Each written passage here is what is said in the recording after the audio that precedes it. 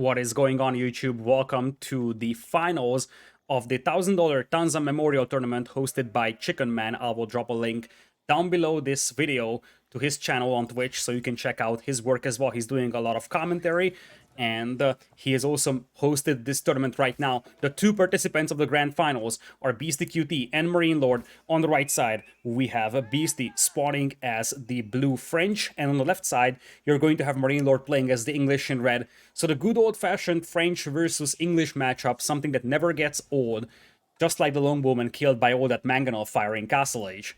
So, looking at this matchup over here, this is the first game of a best of 5.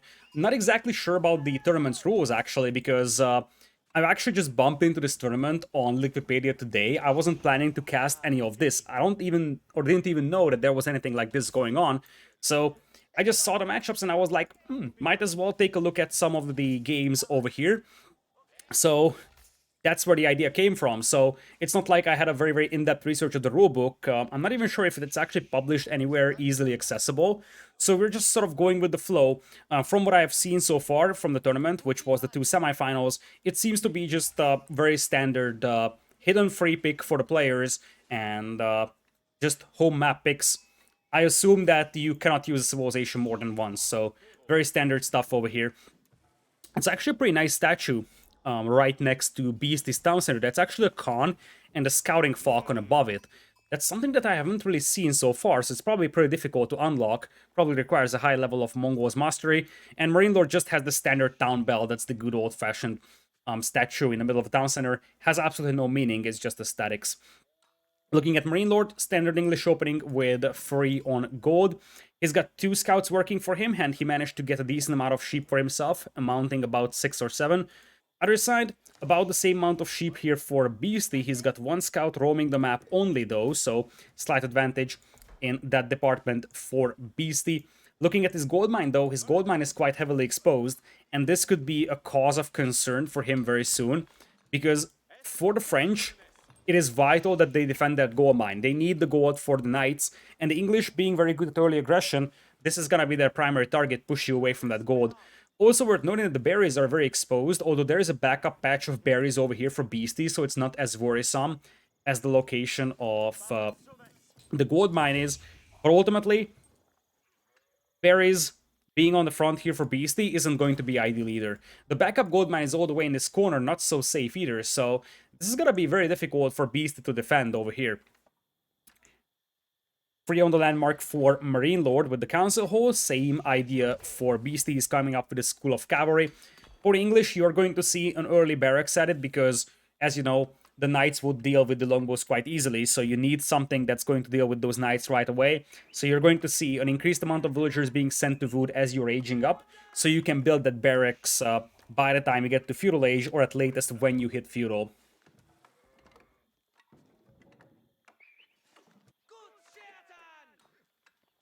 Two scouts for MarineLord near the base of Beastie. There's a chance that he could try to harass those gold miners with 2 scouts, although you have to keep in mind that with the animation cancelling removed from the game, because we're playing in the new February patch that just dropped a couple of hours ago, so with animation cancelling being removed in the February patch, those scouts are way less dangerous than they used to be. There's 1 scout that apparently is moving in here for MarineLord, might actually get some hits on that villager, but as you see, this villager isn't really going to sweat it this much, and now the villagers get a good surround on that scout, so as you see, Beastie is trying to retaliate, also gets a scout hit with his own, so now the scout from MarineLord is down to 82 HP. It's gonna get healed back up though and it's retreating. The other scout is all the way back here for MarineLord, so it's not really able to help at this point. But no worries for MarineLord. He won't really lose that scout. It would be a big surprise if he did. There's a second scout in there as well for Beastie. He's checking out the landmark of his opponent, although of course it's obvious that the English will age up with the Council Hall, but he's mostly looking for those key resources, looking for spots to raid, because as much as the gold mine of Beastie is exposed, and that's going to be a target for the English player, for Beastie being a French, he wants to utilize the mobility of those knights, so he's looking for the resources, the gold mines, the berries, the lumberjacks. Those are the spots to hit. with the knights. Now the scouts come back for MarineLord, getting some nice hits on those villagers once again, but with the first knight popping out for Beasty, he should have no trouble defending against this, but instead he's adding scouts, which is a sign that we're going to see professional scouts, and indeed that is going to be the case for us. Looks like the scouts are actually able to push away the forces of Beasty from this gold mine. Now, Beastyqt could decide to fight this one with his own scouts, but he has to be careful. Losing his scouts would mean that his professional scouts play is going to be delayed.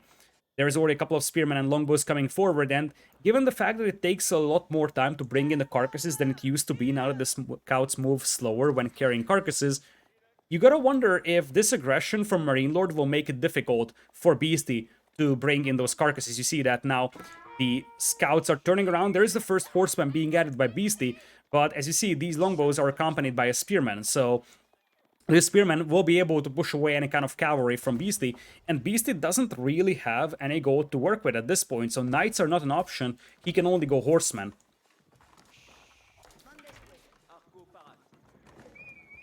Double archer ranges will allow Beasty to defend nicely against those longbows, though he's going to have the numbers advantage in this part of the map because it's going to take quite a lot of time for MarineLord to push all the way up north with those longbows and the spearmen. The longbows only have 1.12 movement speed as opposed to standard archers having 1.25.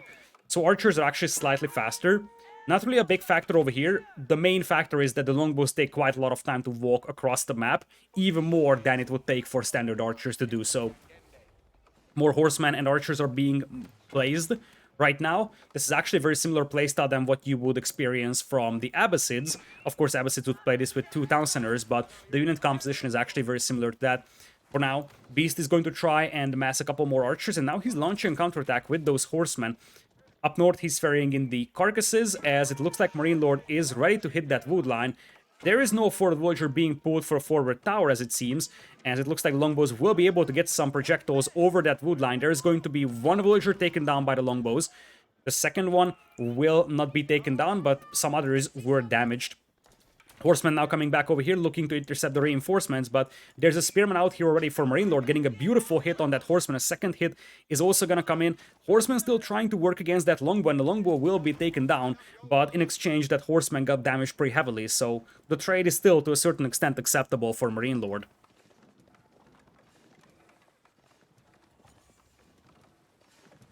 Archer numbers rising rapidly though for Beasty. Looking at the military numbers, 19 for MarineLord, 16 for Beasty, getting closer and closer.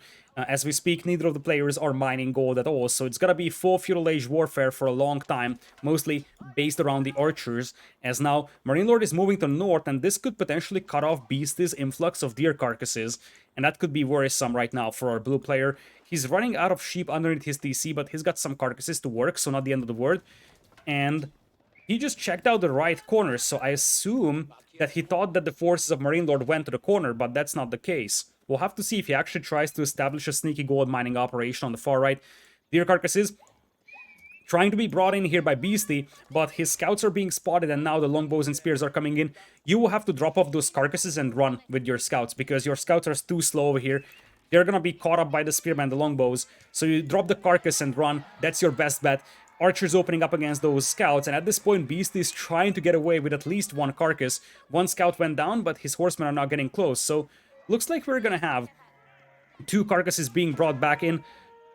This poor deer is just feasting on his body out there. Meanwhile, the archers are moving in from Beasty as he's closing distance between his own units and the ones of MarineLord. Looks like the 2 sides will disengage after an exchange of arrows, as MarineLord will be happy to just deny these huntables from his opponent. Some more reinforcements are coming in. Spearman numbers increasing quite rapidly as well, so you're gonna have a pretty significant support company of spearmen over here, something that you really need.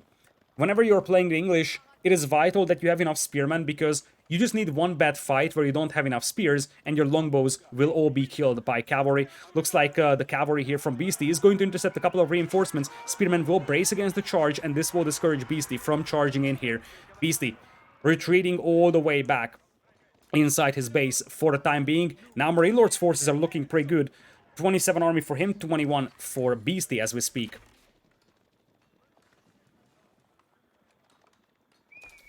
Longbows now ready to jump on those gold miners. Beasty is going to evacuate the gold miners. Not a single volley fired by the archers before the villagers drop off the gold and escape.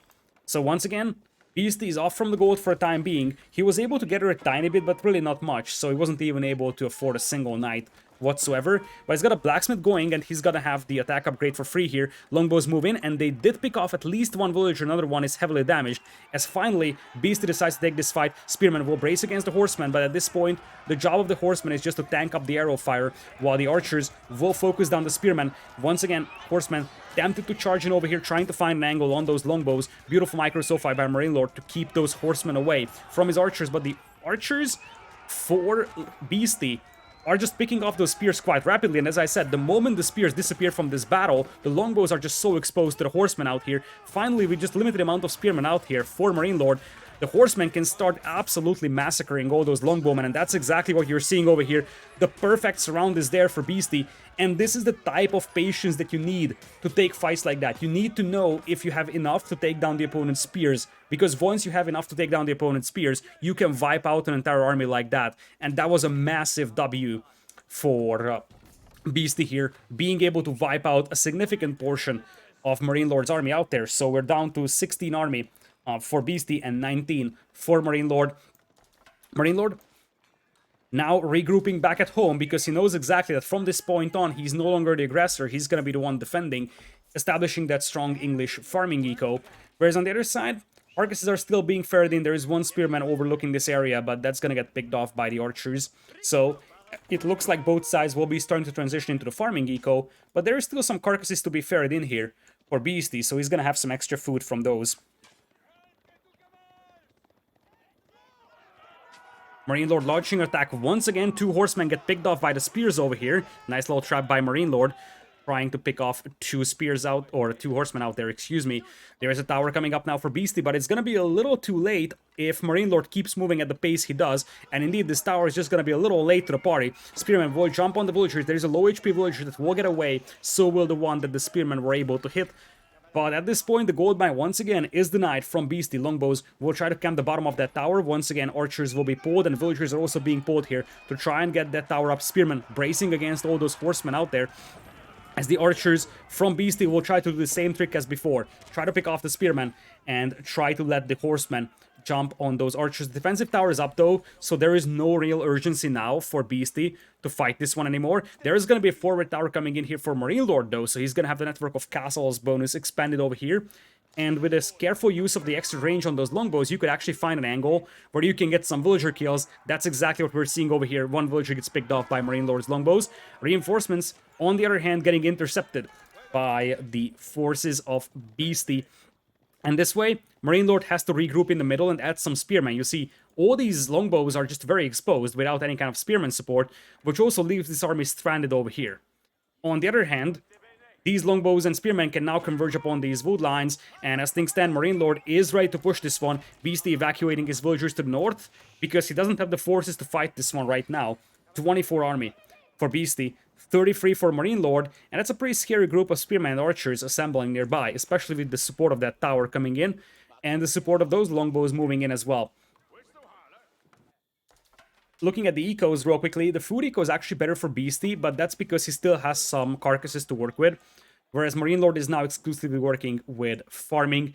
Love the scout placement for Beastyqt. He's checking up on his neighbor over here. There is still an unclaimed patch of huntables up north that could be taken by Beastyqt. The one down south is next to impossible to take at this point. There's just so many enemy units nearby.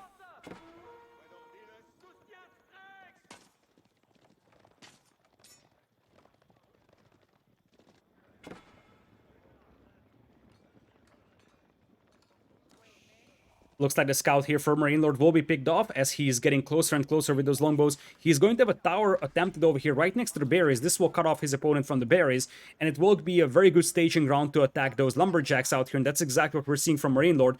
He's moving in on those lumberjacks. Lumberjacks are pulled just in time, so no damage is done by MarineLord aside from idle time being forced. But as you see, because Beastyqt is unable to access wood, he's struggling to add the archers here. Now, Despite the fact that he's got gold income now for him, he's still adding horsemen instead of knights. So he's not going to have any heavy cavalry on the battlefield, as the horsemen are now jumping on this tower. The tower has an arrow slit in placement, and it looks like Beasty is going to be able to burn this tower down here using the mobility of those horsemen to attack when the longbows were not nearby. That's a nice timing over there from Beasty, and now he's tempted to jump on this army. There isn't really a ton of spearmen in this army, so you could technically take this fight if you wanted to. Horsemen indeed now charging in on those longbows, and the archers just want to focus down the spears as much as possible. MarineLord is retreating for the time being, but you gotta be very careful, because there is still enough spearmen over there to repel this attack from the horsemen. And indeed, with the archer numbers dropping for Beasty, he's going to call off this assault for the time being. Looking at the resources, though, Beasty, with the strong food eco he had based on the carcasses, he is going to have a very nice resource bank in terms of food and gold, and he's ready to go into Castle Age. MarineLord is not far behind, but his gold department isn't looking that good, so he's going to be a tiny bit delayed going into Castle Age. There is another tower attempted by MarineLord close to that gold mine. There is another gold mine over here for Beastie, so this location is actually very important, and he needs to make sure he doesn't lose that. Arrow slits up on that tower as well for MarineLord. There's a chance that Beastie is once again going to pull the horseman and try to burn it down while his opponent is not nearby. We haven't seen that one happen just yet.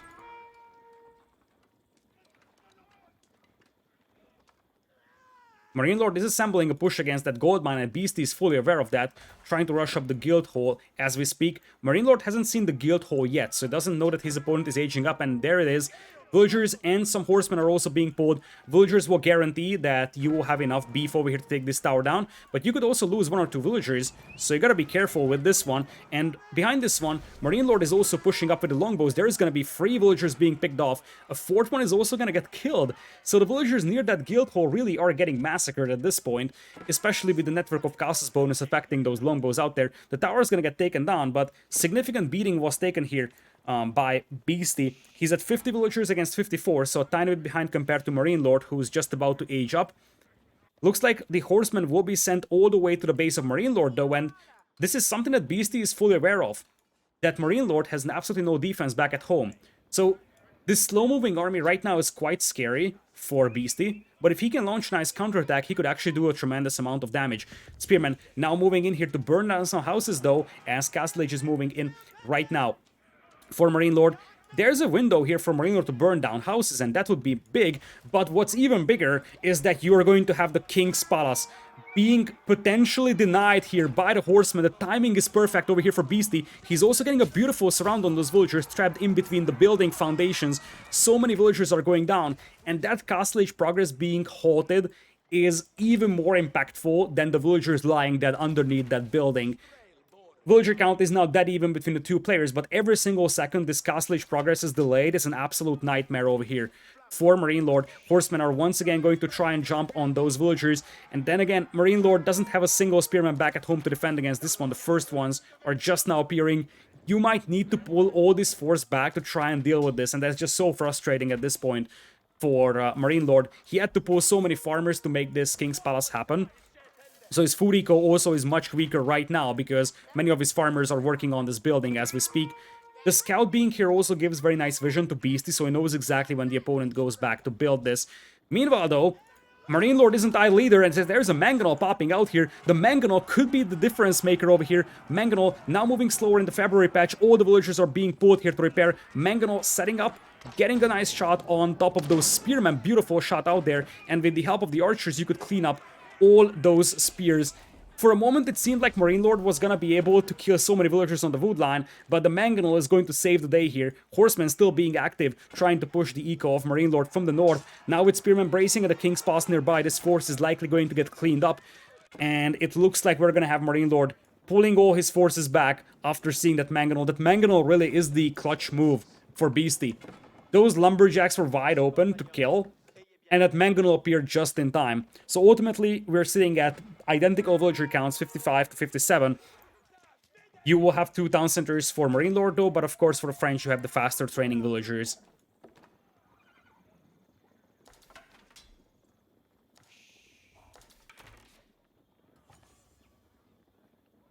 Looking at the army numbers real quickly, it's 53 to 27, but once we're seeing some heavy cavalry units for Beastie, things are going to start shifting in his favor. He's got the guild hall going for him, currently set on gold. He didn't have a safe gold access for a long time, so it's understandable why he's going for that. Another tower attempted here by MarineLord, but this is gonna be stopped by the Mangonel without any major issues. And this Mangonel is likely gonna be able to take down this tower on the right side as well.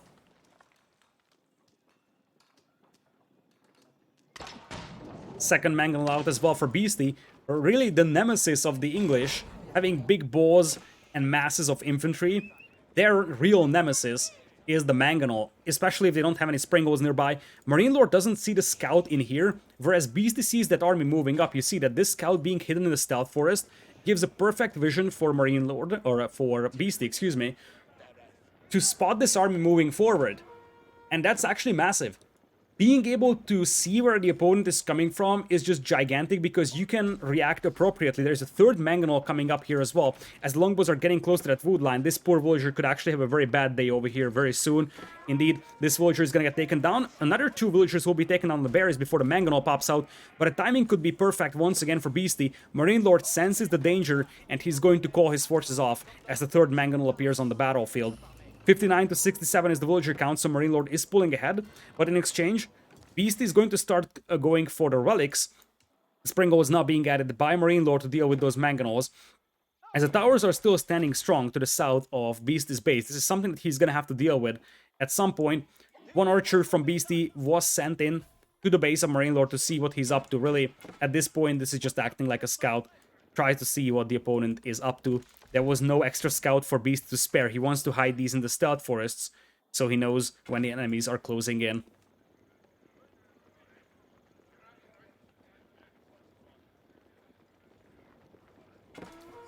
Longbows and spearmen once again ready to launch an assault, many of them being heavily damaged though. And with 3 Mangonels nearby, you really gotta be careful about all those infantry units out there. They're going for a gold mine. There is a couple of men-at-arms being added by our French player as well. Here it goes. Villagers are being taken down by the tower, and now the longbows will also open up against those villagers. So many villagers dying over here. A little bit of a slow reaction by Beasty. That is at least 4 dead bodies, potentially more than that I'm counting out there. Up north, it looks like the relic is also going to get denied by the force of MarineLord, so he's doing a very nice job controlling the map, and the slow-moving Mangonel force of Beasty is struggling to catch up with this one at this point. As I said, we're playing on the February patch, and the Mangonels now have a much slower movement speed than before, so you see it's only 0.75 tiles per second, so they take a lot of time to react and adjust to the other side of the map. Horsemen now attempting a counterattack here, but this is going to be just absolutely shredded.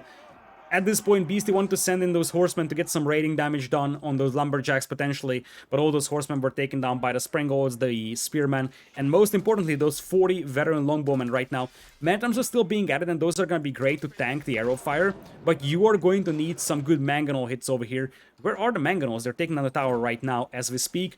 MarineLord knows about those Mangonels being on the right side, so he will avoid that side.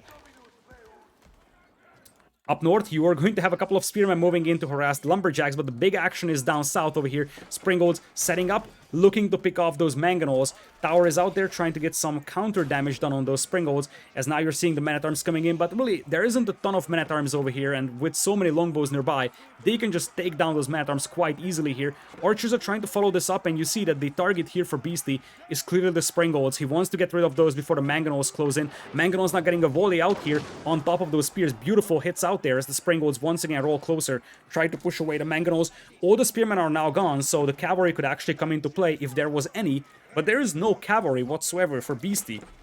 So really, despite the fact that there is no more spearmen to fight against, there is just not a single heavy cavalry unit right now that Beasty could use to jump on all of those longbows. On the right side, there's still a tower over here that's harassing those lumberjacks, and it might have been killing villagers over time. 63 villagers right now for Beasty, 82 for MarineLord, so MarineLord was able to pull ahead quite considerably on the eco department as his forces are shifting towards the north now.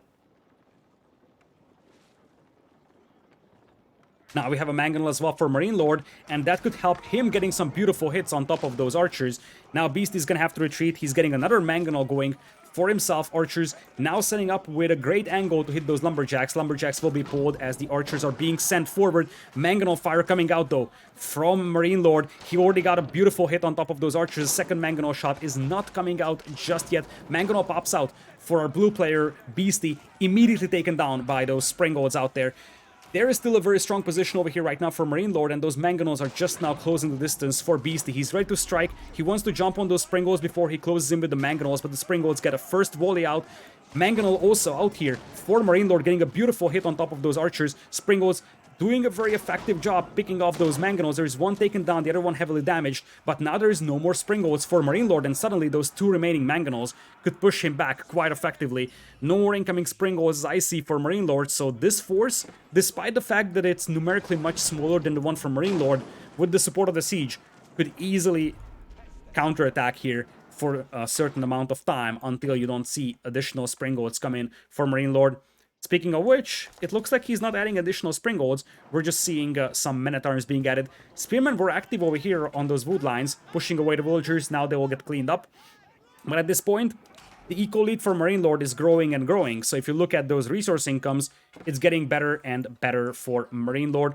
Looks like we're going to have the usual Beasty playstyle over here. Voss coming up. He wants to play a long game. He wants to turtle forward. His first gold mine was depleted, and now the villagers are moving out to the more exposed gold mine. Longbows opening up on them, and that's going to be a couple of casualties once again.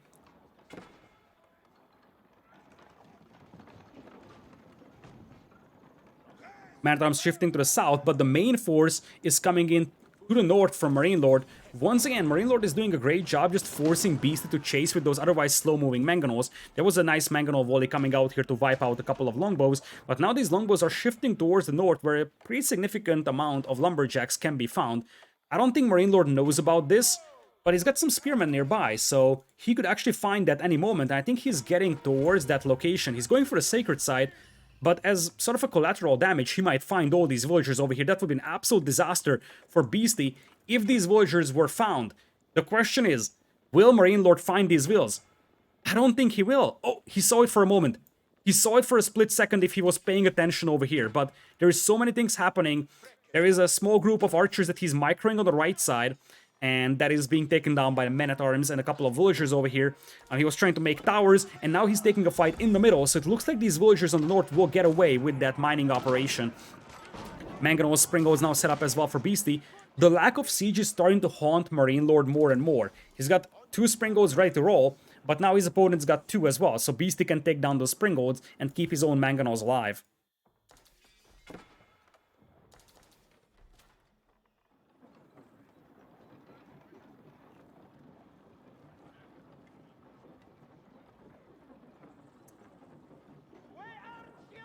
$92 villagers right now for MarineLord, 74 for Beasty, and now you got the Spearmen finding those villagers up north. Many of those villagers were weak, so if that Longbow army would have found them, that would have been an absolute slaughter. Now they can get away because there is only a couple of Spearmen pushing them. MarineLord now ready to push the middle, though. Springolds will trade shots, as looks like MarineLord will be forced back upon seeing the opponent's larger Springold numbers. He's going for a Sacred Site in the middle, and he also has a forward position over here with arrow slits on that tower. Up north, the Sacred Site that was controlled by Beasty was neutralized. For Beasty, he is sitting on 2 relics. For MarineLord, that is 2 as well, and we have 1 unclaimed relic on the south, so that even in that department.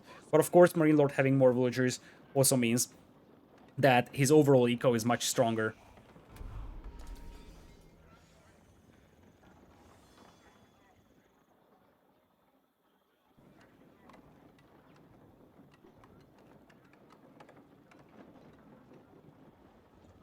Longbows, men-at-arms now in a fairly even distribution when it comes to the composition.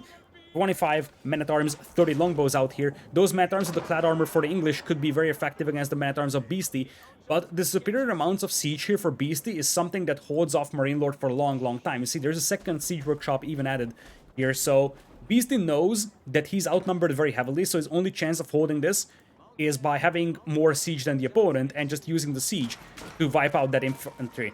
Now you got these Springolds trading shots against each other. There is no more Springolds left for Beasty other than this one in the middle of his army. So those free Springolds here could actually take some beautiful shots for MarineLord. Grizzled Axles now coming in for Beastyqt. That's going to make those siege weapons move a tiny bit faster. So now you see the movement speed is up to 0.9 tiles per second for those Mangonels. And it looks like MarineLord is going to dig in just as much as his opponent did. This Monk is now moving for the final relic, so it's going to be in the hands of MarineLord. Springolds once again setting up on top of this hill. And this is going to be sort of the staging ground for MarineLord, using that tower for the network of castles bonus. Some Arbaletria will be mixed in. This is something that you kind of need against all those men-at-arms. And you're seeing more and more men-at-arms being added. The longbow numbers aren't increasing, but the men-at-arms numbers do. So you can justify going for the Arbaletria more and more, as a counterattack from Beasty is going to find the villager down south over here.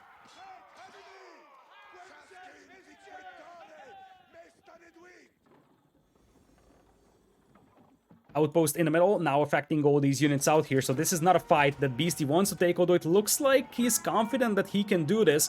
He's pulling up with 8 Springolds, 3 Mangonels is one. He wants to make a castle in the middle. This would be a very strong position to hold. There is some siege over here for MarineLord, but the numbers are just not there for him. Springolds setting up over here for Beasty, takes down the Mangonel of the opponent. The Men-at-Arms are trying to kill the villagers from up north. Men-at-Arms will engage against each other. Numbers are still heavily in the favor of MarineLord, but with the support siege for Beasty over here setting up and now raining down death and destruction on those Men-at-Arms, this could be a great fight for Beasty. His Mangonels are just completely untouched and firing from behind, getting another volley out to connect on those Men-at-Arms. And you see all the Men-at-Arms from MarineLord are getting wiped out. Slowly but surely those blue Men-at-Arms are also disappearing. But with the support of the Arbaletria and the Mangonels, the numbers of MarineLord are dropping much more rapidly than the numbers of Beasty over here. Big win supported by the Mangonels, the Springold power, and the Arbaletria also being able to take very effective engagements against those Men-at-Arms. Suddenly, if you look at the army numbers, Beasty is leading 62 to 49. Eco is still in the favor of MarineLord, as we're going to have a second engagement coming up here. But once again, the Mangonels are setting up, and MarineLord is just unable to engage them, getting pushed back more and more. Beasty securing the sacred site in the middle now. He's in a better and better position as the game progresses, because now he's slowly securing those sacred sites. He's going to have one less relic than the opponent, but with the sacred site, he can compensate for that extra 100 gold per minute missing. Looking at the resource banks, MarineLord's eco is an absolute train wreck. He's got 2,000 wood in the bank, but gold income wasn't really there for him. It's not like he's making a lot of gold units, but it would definitely help to have some more gold, because you need to make Springolds, you need to make Mangonels here. Meanwhile, for Beasty, he's actually piling up quite a lot of resources, especially gold. But with the food that he's piling up, it's also possible we are going to see Imperial Age from him in the foreseeable future.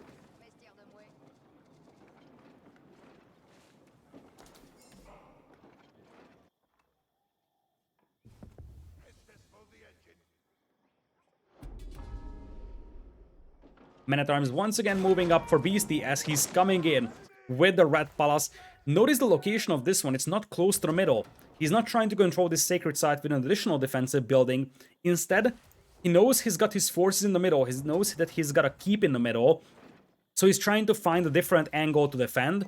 And this is a pretty important angle because it protects this gold mine, protects the stone, protects a lot of lumberjacking areas. So really, this is a great Red Palace placement out here for Beasty. MarineLord still not completing the walls on the right side. The villager got picked off, so they were never finished, but he grabs the sacred site. Up north, the sacred site is not taken, but Beasty is moving towards that. And in the middle, we have a big fight preparing to happen. Keep in mind that even when Beasty reaches Imperial, he's not going to have the upgrades immediately, so there is going to be a window for MarineLord to use Castle Age units versus Castle Age units. But that keep there in the middle, that's going to make life very difficult. And now we're seeing some towers come up for Beasty. There's a possibility of even seeing some bombard towers here in the next couple of minutes. Imperial Age is in for Beasty, and this is where things are getting ugly for MarineLord. He's not far away from Imp himself, but he's going to need to get a lot more gold over here, and he's also lacking some food. Actually, what am I talking about? What am I talking about? MarineLord is an Imp. When did he get up? Potato Caster not noticing a player being an Imperial, but MarineLord is already up, so never mind. In that case, MarineLord is in a great position. He just finished the Berkshire Palace right next to that wood line. He already has enclosures, so his gold income is going to skyrocket over here. As you see, it's already 2k per minute. And now he's walling off the right side. The sacred side down south was neutralized by Beasty. Up north, you're going to have a castle attempted by Beasty, but that Man-at-Arms is actually almost able to take all the villagers down. The villagers might actually win this fight. because as you see, the Man-at-Arms is only 3 HP, so you need 3 hits over here. The villagers will actually win this fight over here, taking down the Man-at-Arms and then potentially completing the keep, although all the forces of MarineLord are now heading north, though. Still, it's a bit of a long shot to construct this keep over here. A couple more villagers are being pulled. There is boiling oil on the keeps of Beastyqt, so if he can finish this, it's going to be difficult for MarineLord to take that keep down. He's moving to the north right now, still about 60% completion though on that keep. I don't think it's going up. There is no way it's going up here. There is already one villager being picked off. Villagers will try to make as much progress as they can on this, but this keep is not going up at all, and you might need to cancel this because ultimately it's being burned down already by those Man-at-Arms. Man-at-Arms will try to chase down the villagers, but they really won't be able to, so best thing you can do is take down this keep over here. In the middle though, Beastyqt has been assembling his forces as well, mostly siege weapons. I don't see any bombards though from him. I don't see any elite royal knights, as MarineLord is going to have those walls completed from the edge of the map to the edge of the map. So really, we're digging in for trench warfare over here. There's a sneaky villager up here. I wonder if the plan for Beastyqt was to try and sneak a villager around and just try to get that keep up, as most of the men-at-arms coming out here for Beastyqt should be taken down.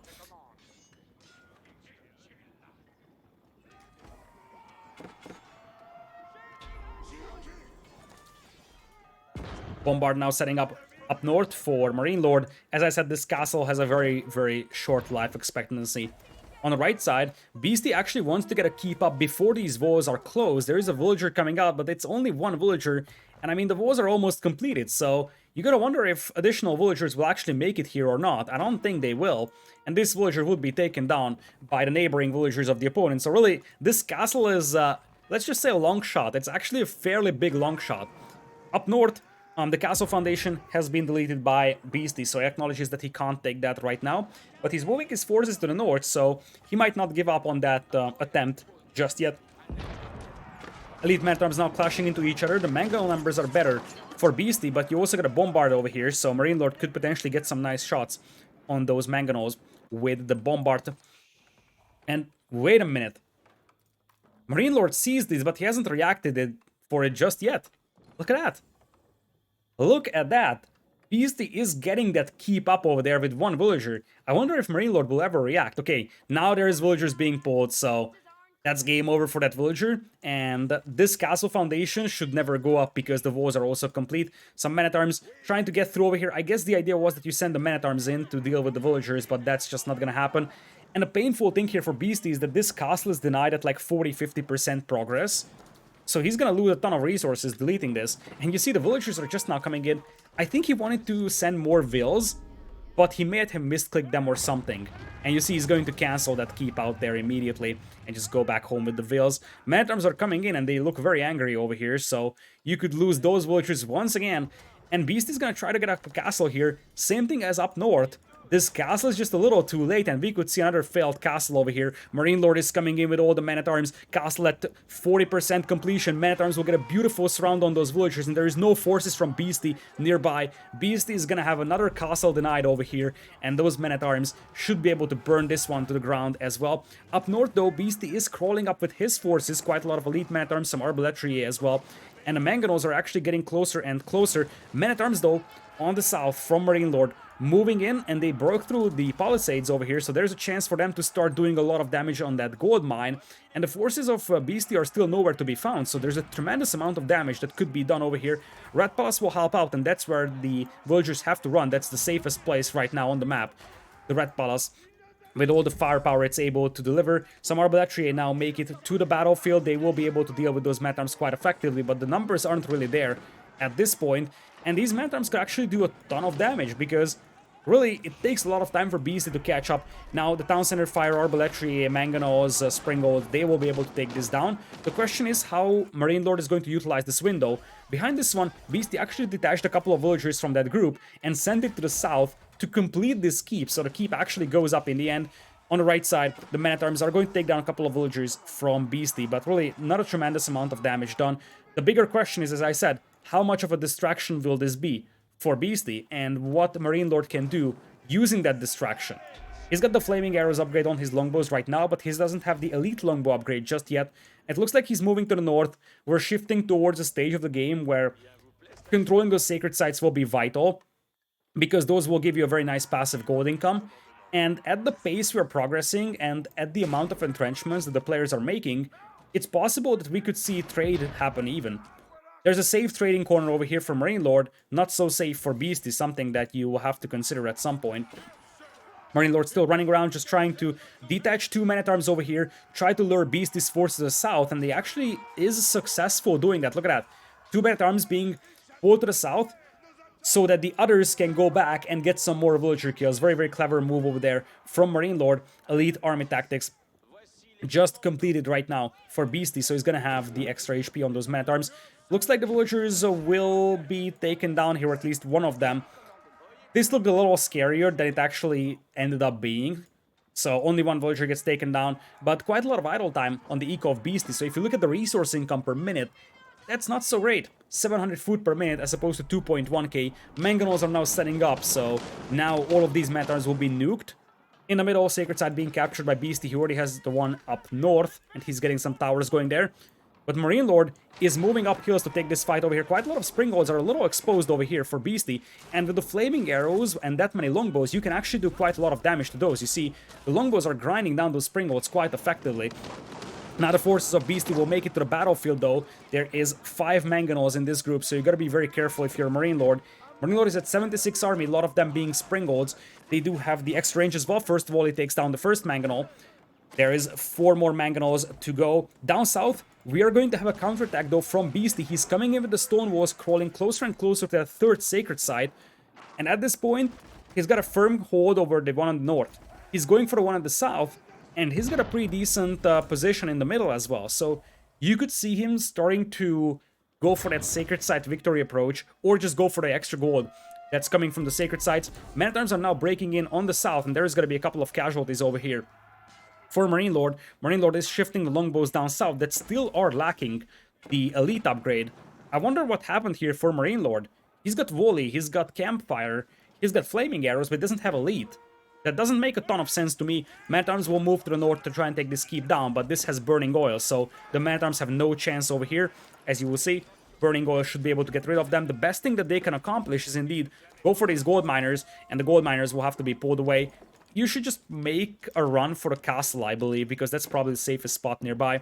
Down south, longbows will be able to grind down those men-at-arms nice and effectively, so the counterattack is going to be halted for the time being. In the middle, MarineLord is once again assembling push. MarineLord does have great military population.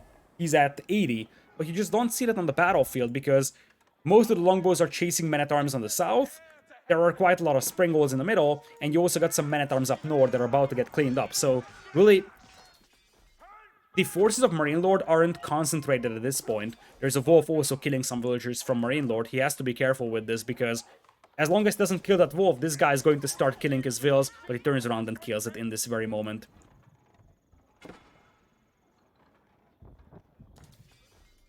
I appreciate the move of MarineLord hiding a couple of men-at-arms in the corners so he can come back later and hit that gold mine. He knows exactly that gold mine is a big jackpot because that's one of the 2 big gold mines on the map. The other one is almost depleted, by the way. So we're getting to a stage where the English having the enclosures upgrade on their farms will start to become a massive factor when it comes to the gold income of the players. Springolds opening up on a couple of lumberjacks in the middle, as it looks like now MarineLord seems ready to push the middle. He doesn't have bombards against that keep though, and the moment he sees some Springolds rolling up, he's going to retreat. So once again, lack of siege is a bit of a problem for him right now. He doesn't have the bombards to take that castle down with. Now keep in mind that the player that's on a timer is the one using the French, because the English will be more than happy to just keep farming around here. They have a crazy farming eco. Just look at that food income, look at the gold income. Why would they have to push this at all? They can just sit back and wait for a French player to get starved out of resources. Springolds once again taking on a couple of villagers over here, but now they'll have to trade shots with the ones of Beastyqt here. In fact, MarineLord Springolds weren't really targeting the ones from Beastyqt, so Beastyqt gets away with 3 kills as opposed to just 1 from the opponent. Up north, men-at-arms once again move in, will be taken down by the keep. I think there were a couple of hand cannoneers over here that helped, but ultimately the keep is going to be the one doing the cleanup.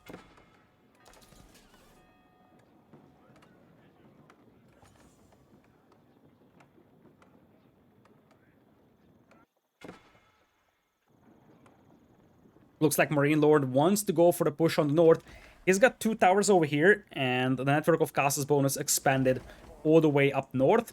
But he still doesn't have any siege that takes down buildings. The first bombard is just now rolling out, as we're seeing more and more elite knights appear on the battlefield. That's a curious decision with the English, especially against the French. But since your opponent is mostly going men-at-arms, it actually might work out well.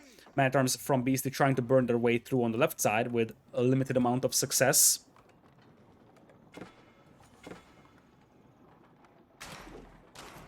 First bombard now setting up against that keep. Springolds will roll up, so you gotta be careful here for MarineLord. You gotta keep your own Springolds nearby, and you see MarineLord is pushing up with his own castle as well. Bombard will be caught back up on seeing the Springolds roll up, as the forces of MarineLord up north are looking to get some more damage done on those gold miners, but really they can't do that much of a raiding damage because the villagers are being pulled away quite rapidly. As I'm saying that the villagers were a little slow to react, but ultimately not a single villager killed here by MarineLord's forces, and with the villagers being close to the keep, the burning oil really comes into play. In the middle, longbows are crawling closer and closer to that castle, but the springbows will just open up on them, so will the castle, and that's just too many longbows being taken down here for absolutely no tangible result. Look at all of that. That's like 10 longbows taken down for nothing. Now, one of the problems that Beastyqt is facing is that he's now pulling all his army to the north just to deal with free men-at-arms, and this could give a window for MarineLord to push the middle. At this point, there is still absolutely no trade going on for the players, which is obviously favoring the English player, just having that passive gold trickle from the farming. MarineLord is also sitting on 15,000 food, by the way, as a side effect.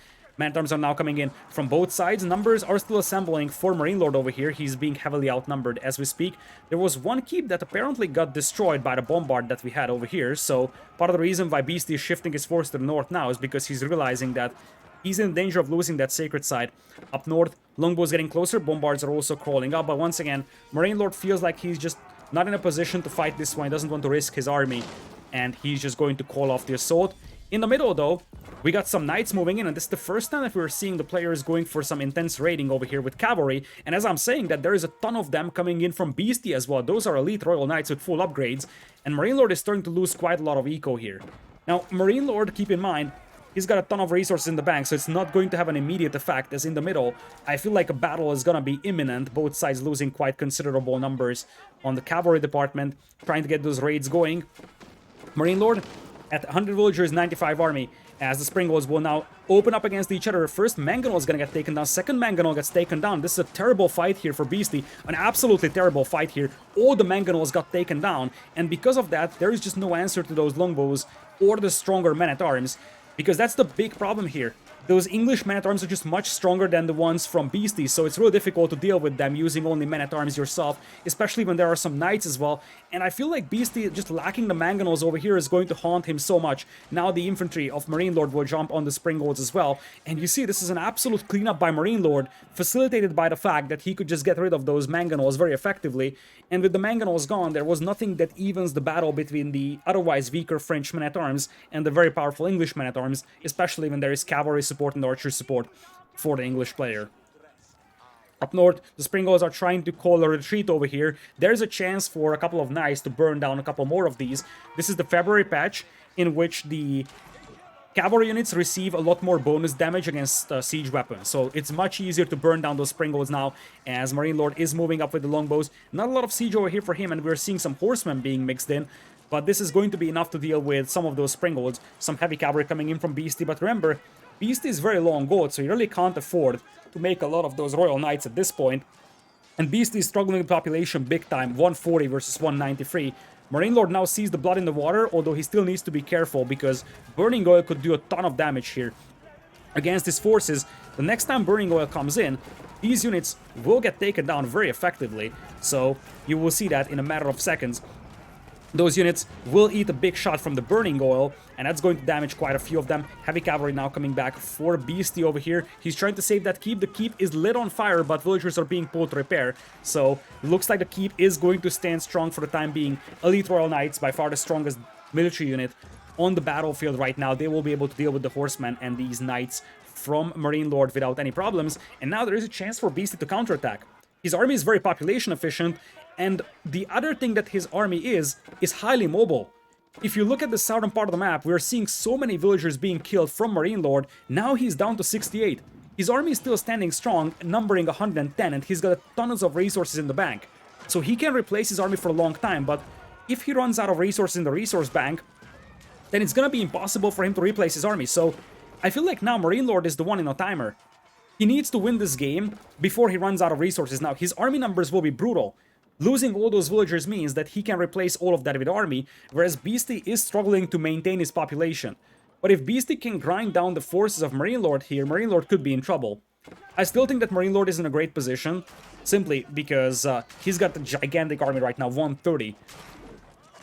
But as I said, his eco behind this one is getting worse and worse. So in the somewhat unlikely event that Beastyqt is able to hold off this assault and slowly grind down MarineLord's forces, MarineLord could be in trouble. Quite a lot of Elite Royal Knights now coming onto the battlefield, now Elite Horsemen as well for MarineLord on the battlefield. The Knights will try to charge in on the siege weapons. Remember, these are the big things. You want to take down the Springolds, you want to take down the Bombards, because you want to keep this castle alive. As I said, for Beastyqt, he wants to grind down the forces of the opponent, and as Beastyqt is sending in his own heavy cavalry to burn down the Bombards with quite a decent amount of success, you will also have the cavalry of MarineLord being sent in to take down the Springolds. So both sides losing considerable amounts of siege over here, but MarineLord's forces still numbering a lot more, and Beastyqt's population is now very low. He himself is also at 65 villagers only. He lost quite a lot repairing this keep, and I believe that he's just running out of resources on his side of the map, so he's having many villagers being intercepted here in the middle, chopping trees. And as I said, MarineLord's resource bank is so big that he can afford to lose villagers because he will just replace them with army. MarineLord's got 130 units on the battlefield, most of them being spearmen and horsemen, and the elite spearmen will just absolutely massacre all those elite royal knights. The castle is now being taken down. There is no bombard support right now for MarineLord, but he's got so many units that he can overrun this castle. And now you see the spearmen slowly crawling in. The knights will try to flank around, trying to hit the Springolds out here, but spearmen will adjust with their location, will brace against the charge, and now these knights could get surrounded by the spearmen. Knights trying to run to the south, but there is just so much castle fire coming up, longbow fire, and also being chased down by spearmen that barely any of them will make it back. Now this counterattack here once again could be impactful for Beastyqt, but I kind of get the feel that at this point killing villagers won't help him. He needs to kill army fast, and it's just very difficult to do. If he gets rid of the Springolds, and if he gets a couple nice mangonel shots, maybe there's a glimpse of hope, but you kind of get the feel that with 89 population against 198, that hope is just minimal at this point. MarineLord's army is 5 times larger than his opponent's. That's scary. No matter what the unit composition, a 5 times larger army is just absolutely brutal. One keep over here is going to help cleaning these forces up north, and there is a couple of men-at-arms coming in from Beastyqt for this. The stone walls on the south will hold off these forces for the time being, but there's a big opening in the middle, and with the bombards crawling up, taking down the keep, there is a good chance for MarineLord to start pushing towards this direction. There's a keep here empowering the stables, so Beastyqt is going to be able to afford quite a lot of cavalry here, them being very cheap. Red Palace in the middle also is going to help tremendously against those units. As I said, for Beastyqt's only hope is to grind down MarineLord's numbers, but it feels like just a desperate effort at this point, because MarineLord's resource bank is so big, and I mean, he's back to 73 villagers. English eco is very population efficient with the farming and the gold trickle, so he would need some insanely good engagements to have any chance at grinding down the resources of MarineLord. And his own eco is an absolute train wreck as well. In fact, he's got lower amounts of villagers than his opponent. So really, there's just no eco going right now for Beastyqt. This could be the final battle of the game, though. We got 6 mangonels ready to fire, though, and you gotta be very careful with all those infantry units being nearby. But the bombards, the Springolds, are focusing down the mangonels. There is 1 mangonel, 2 mangonels go down. The volleys are still coming out from those mangonels, but as the Springolds are taking those down, you just don't see Beastyqt being able to win this fight. There's just not enough numbers over here. Bombards will take down another mangonel, with a second one being taken down by the Springolds. And with that, Beastyqt's forces are just disappearing from the battlefield. Behind this one, the castle still stands strong, but those expensive siege weapons that Beastyqt accumulated over time, they're just gone. And indeed, Beastyqt is going to tap out of this one. He lost just as much population as MarineLord did, but MarineLord had a much larger resource bank, so he was able to recuperate that population, turn it into army, And that's exactly what you're going to see over here. If you look at the villager count, massive drop for MarineLord at around minute 45 to 50. And that is the power spike in the army numbers. He replaced his villager count with army count. And if you look at the food count, he's dropping over here. Food count, dropping over here. Gold count, where is that? Dropping over here as well. So he didn't really have the eco to maintain that production for a long time, but because he had such a big resource bank, he could just turn his resource bank into this army spike and just outnumber his opponent decisively. In the end, losing all those mangonels in that critical fight for Beasty hurt so much because Beasty was on the attack, but he lost 5-6 mangonels in a crucial engagement, and after that, without the mangonel support, his infantry just got slaughtered by the English infantry, ultimately resulting in a defeat. His stats, 570 kills for Beasty, 482 losses, but MarineLord, much better eco, especially that gold discrepancy attributed to the English farming is quite considerable, but also the food difference. Same thing, English farming coming in very strong. Free relics for MarineLord also contributed quite a bit, and also the villager hire was way better for him, so MarineLord had an absolutely juggernaut eco for a long time, and Beasty never was able to build up such a great eco, and because of that, the overall resources that the two players could work with in this game were heavily in the favor of MarineLord. Alright, that was a good starter, that's for sure. So we're going into game number 2, that's gonna be on Beasty's home map. I wonder what map that's going to be, and it looks like it is Danube River. So we're going into game number 2, being Danube River, and we're not gonna have any Delhi Sultanate played here. That's where it gets interesting. So no Delhi Sultanate going into game number 2 on Danube River. So ladies and gentlemen, welcome to the second game in this best of 5 in the Tanza Memorial Tournament. $1,000 prize pool over here between Beasty and MarineLord in the grand finals. Up north, you're going to have Beasty on his own home map playing as the Rus in blue on Danube River, and on the right side, you're going to have MarineLord playing as the Holy Roman Empire in red. Some interesting civilization selections over here, especially HRE is not something that you often see in a 1v1 setting. Notice how MarineLord is moving to the middle immediately with his scout. That's actually what you have to do against the Rus on this map, because this central area always has a lot of wolves, and you want to aggro that. Wolves consistently spawn in this central area for this map, so whenever you're playing Rus, your first thing should be sending your scout in the middle, because you can get quite a lot of wolves there. When you're fighting against Rus, you want to send a scout there immediately to try and take away those. Meanwhile, it looks like Beasty, instead of sending his scout to try and take the hunt, he's going to go for the dock of this opponent, as we're going to have the villager taking down one sheep.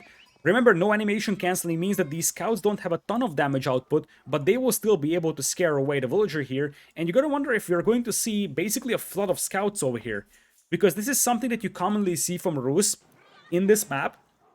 They don't even go for their own fishing eco, they just go for full hunting cabin scout spam, because every scout that you add here for the Rus will have to be countered by a scout from MarineLord, and MarineLord can only make scouts on his town center. So as you see, this 2 scout, but there's a 3rd scout coming in very soon here by Beasty. MarineLord is going to take this fight over here, and this is going to distract the scouts of Beasty, allowing MarineLord to slowly build up this dock over here. Bit of a micro over here, trying to pull away the weak scouts, but there's another scout coming in right now for Beasty. There is a prelate being pulled, though, by MarineLord. That's a very clever way to play this one. He could actually heal up his own scouts, as the villager will be taken down, but not before the dog goes up. In fact, the villager actually gets away. There was some healing done by the prelate, and so far this is absolutely exceptional micro by MarineLord. He pulls away the weak scout, he pulls away the weak villager, and he also manages to keep everybody alive. What a spectacular show. In the end, 0 kills, 0 losses on either side. But the thing that makes this interesting and appealing is that it very much seemed like Beasty was gonna be able to deny the dog. It very much seemed like Beasty was gonna be able to pick off a villager, and none of those happened. There is gonna be a barracks coming in here for MarineLord to deal with this one, though. He understands that there is no way for him to fight off these scouts, unless he starts adding a lot of scouts himself, but that means that he's sacrificing villagers to do that. Beasty looks like he's stopped at 4 scouts. No dog for him. He's only working on sheep at this point and doesn't have a ton of sheep to work with. Notably, Beasty sent all his scouts over here, so he's currently sitting at only 15 bounty. He hasn't even started gathering bounty. And for a Rus player that's not really mining gold, that could also slow down your feudal age. Now we're seeing a fort villager being pulled, and there is going to be a dock being placed by Beasty close to the crossing. The dock is about to be set on fire, but the first spearman is appearing on the battlefield. So MarineLord will be able to push away Beasty. Beasty's gonna have to call off this push. There is gonna be one scout being taken down. Looks like the scouts are tempted to jump on this spearman, and with good micro you might be able to take this down. Remember, as long as you keep all of your scouts alive, it's fine, because you can heal those back up, but at this point Beasty is realizing that with a second spearman being likely for MarineLord, it's impossible for him to take down this dock. He's gonna try to continue being aggressive, so you're going to see, as you see here, these scouts attacking those fishing ships, but the passive repairability of these docks should be able to prevent that one from happening. So really, not much damage will be done on those fishing ships.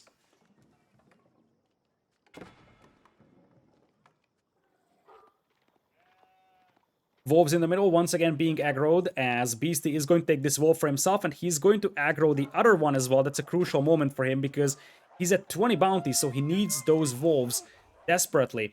This hunt has been taken down by MarineLord.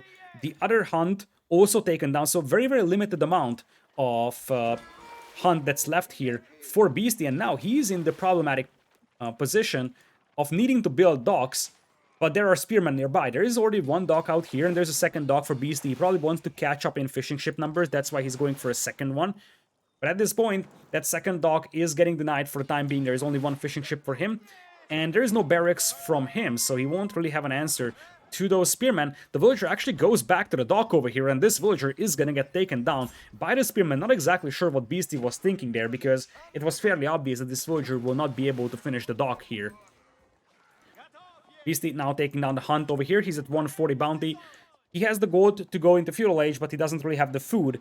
Meanwhile, for MarineLord, he doesn't have the food either. His dock was delayed, and there's a second dock coming up as well for him. So since both players had to delay their docks, it looks like both of them will operate on 2, so they can actually catch up in fishing ship numbers.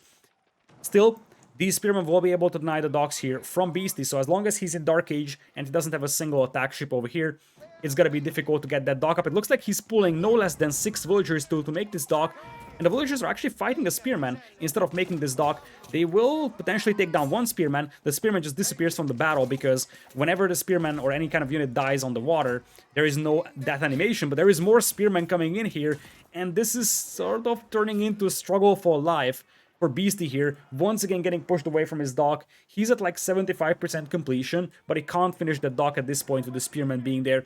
Cross-walling happening for MarineLord to prevent any kind of feudal age aggression on the water. And at this point, MarineLord has to be happy with his situation, because not only is he denying this dock, he's potentially going to deny this tower over here. This could be massive as well. The spearmen will jump on the villagers. The wooden fortress will be denied from Beasty. And with that, the spearmen will have all the time in the world to burn down this dock and completely stop Beasty from making new fishing ships.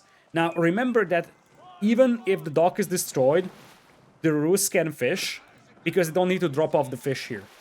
But obviously, they want to be able to add extra fishing ships or combat ships later, so losing the docks would still be problematic for them. Spearmen being very active right now, trying to take down these docks. Villagers are once again being pulled. These are all the healthy villas that Beasty has.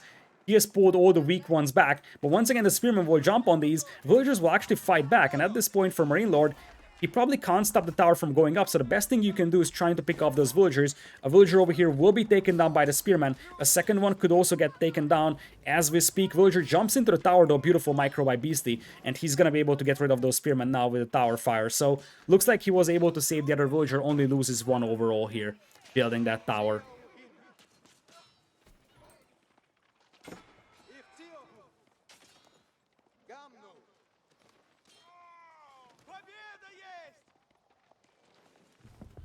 In the central areas, we do have no signs of activity.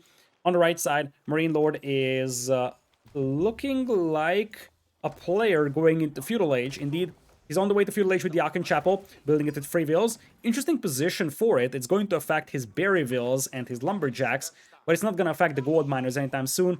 You could, of course, add a second prelate to do that, so it's not the end of the world just yet. But I'm somewhat surprised to see the Akin Chapel not go up in between the Lumberjacks and the Gold Miners. Meanwhile, for Beasty, he is also on the way to Feudal Agent. He's aging up with the Kremlin. That's going to be his defensive tower around his base. It's also going to affect his Lumberjacks. So it's going to help quite a bit protect those wood lines. And also it's going to boost his Lumberjacking. As we're going to see Beasty attempting a wall over here. There are 2 scouts nearby that will try to stop this one as much as possible. Beasty is going to take down the sheep, trailing those. That's going to give him 5 gold. 1 scout is being pulled over here. And I think Beasty is going to be able to get those foundations going. Those scouts shouldn't be able to kill that villager, although it's getting close. The villager can still run back to a tower over here. And with Beasty getting into Feudal Age, he will convert 1 Lordia fishing ship into a combat ship. And he should be able to get those walls going. Looking at this side of MarineLord, it looks like he's just adding fish. He's not even adding combat ships at this point. So Beasty is probably going to add 1 Lordia attack ship to try and make sure that he's going to be able to get these walls up. A spearman also being pulled up, but the Lordia attack ship is in here, so the spearman is going to be late to the party and will be picked off by the attack ship in a matter of seconds.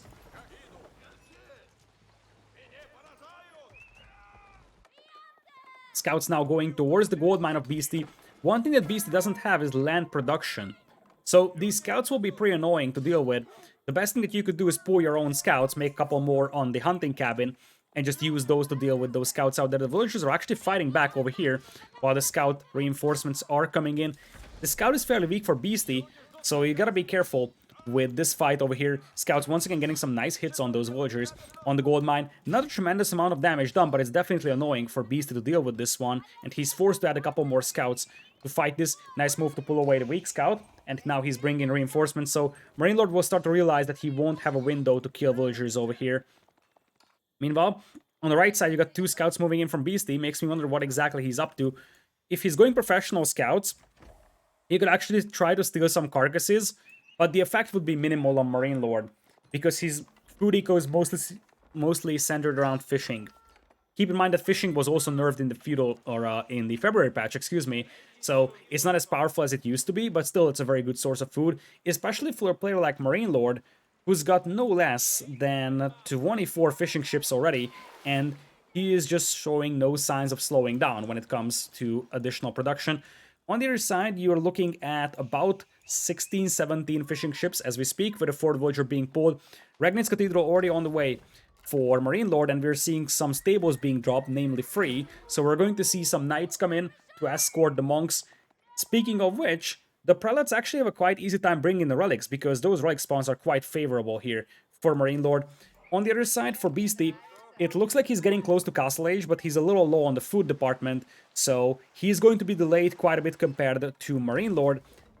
Beasty sees the Ragnitz Cathedral going up, so he knows exactly he's behind, and it's going to be a difficult one for now for him, because dealing with all those knights is going to be tough. He can of course make his own knights, but he's going to be behind in knight numbers, since he doesn't even have a single stable right now. He's not in Castle Age, so this is going to be difficult to catch up with here for Beasty.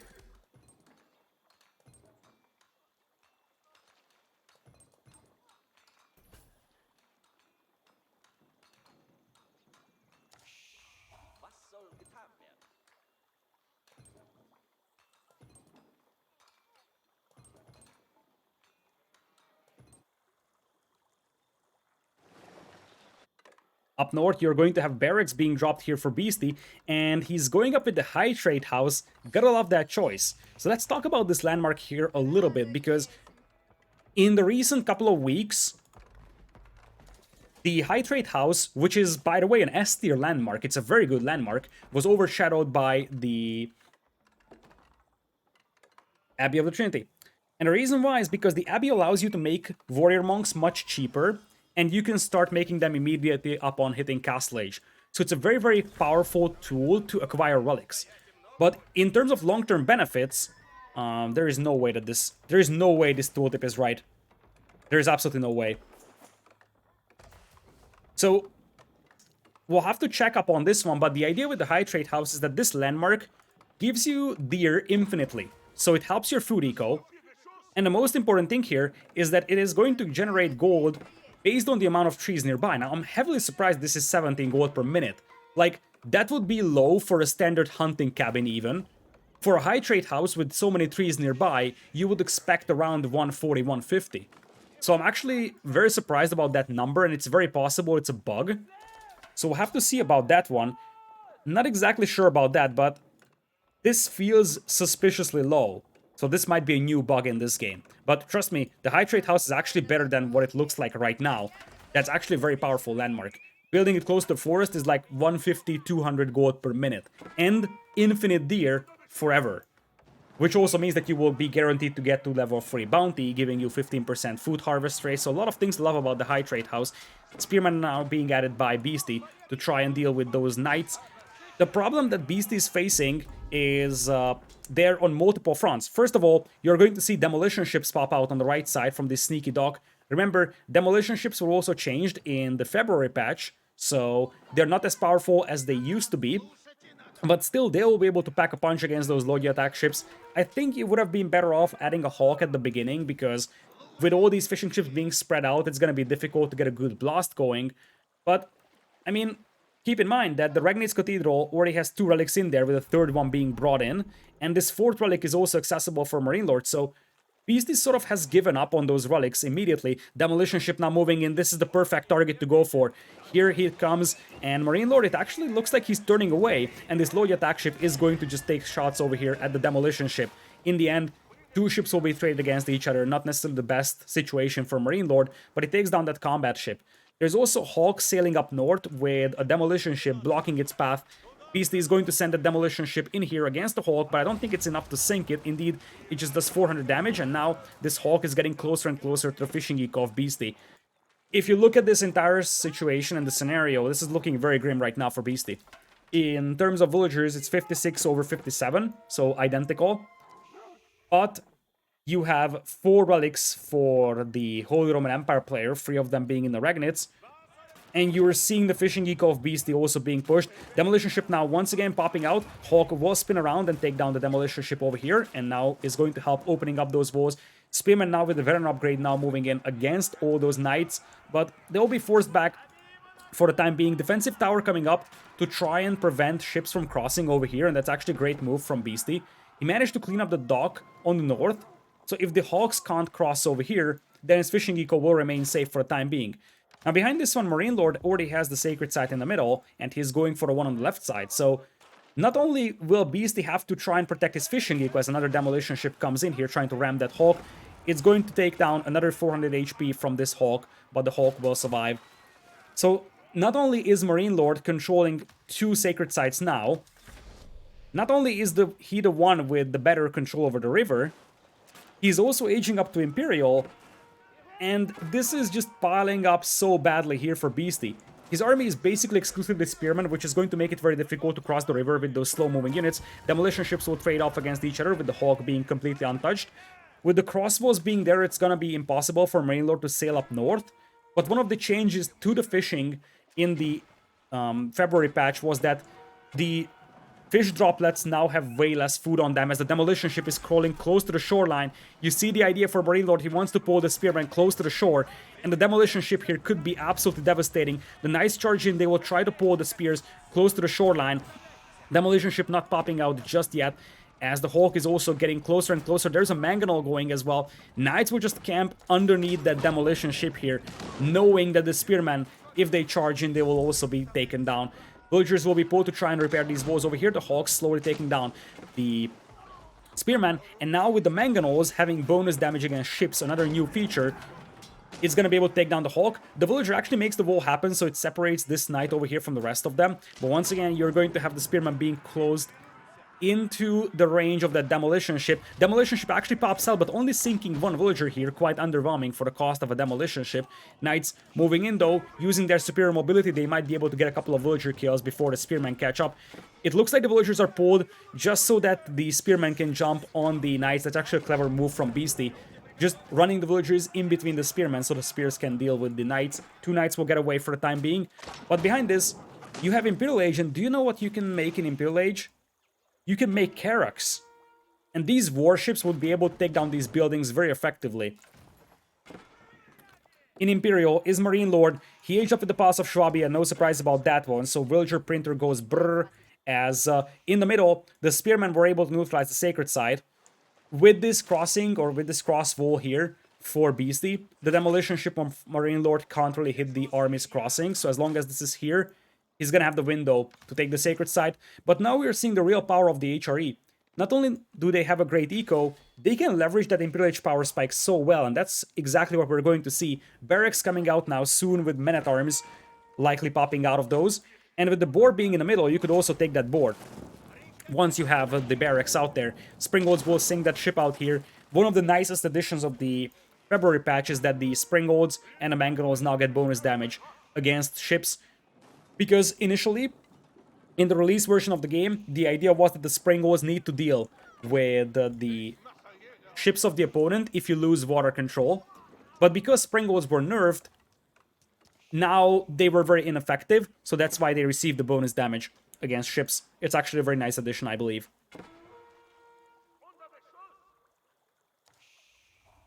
Looking at the resource bank of Beasty, he's still far away from Imperial. I'm still wondering if this high trade house is actually working as it's supposed to. Because the amount of gold you get is actually dependent on the amount of trees in the influence radius at the moment this building is constructed. And that was quite a lot of trees. This should be at least about 100. Like, a standard hunting cabin would be more than that. Anyways, little weird in that department.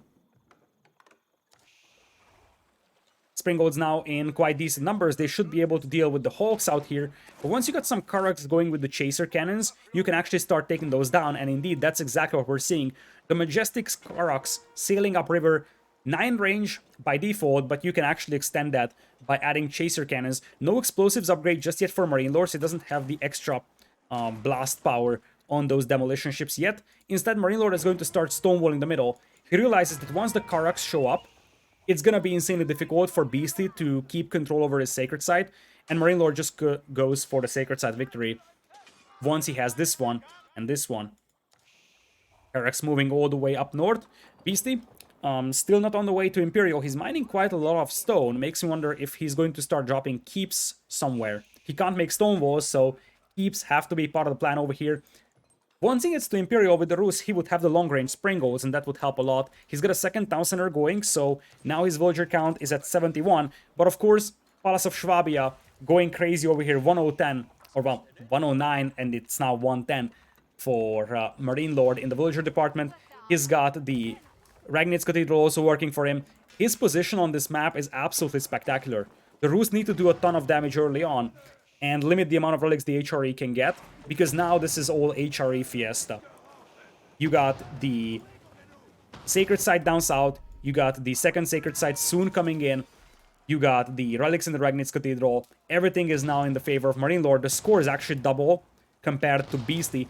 Karaks will spin to win once again, and you take down this dock. Blacksmith will also be a target soon. Springolds will try their best to fight back, but it's a little difficult because the Karaks actually do quite a lot of damage to the Springolds themselves, and the Springolds have the same range as the Karak. Still, first volley does quite a lot of damage here to the Karaks. Karaks now setting up here, not getting a single volley out though. First one now comes out, as you see, quite a lot of damage done on the Springolds, but not a tremendous amount, so the Springolds will still be quite effective against those Karaks over here, as the man-at-arms are bashing their way through the walls in the middle. Not a single demolition ship from Beasty. He's just now converting a fishing ship into a demo as the Karak gets sunk. That demolition ship could actually prove to be very useful here. MarineLord about to cross the river. Beasty not far away from Imperial once again. But he's gonna have to hold off these forces, and the only thing that he can use to do that is demolition ships. MarineLord sees that there is trouble here, so he's gonna have to call his forces back. And his appropriate response here would be Springolds himself. He would have the extra range over the Rus, as long as the Rus player is still in Castle Age.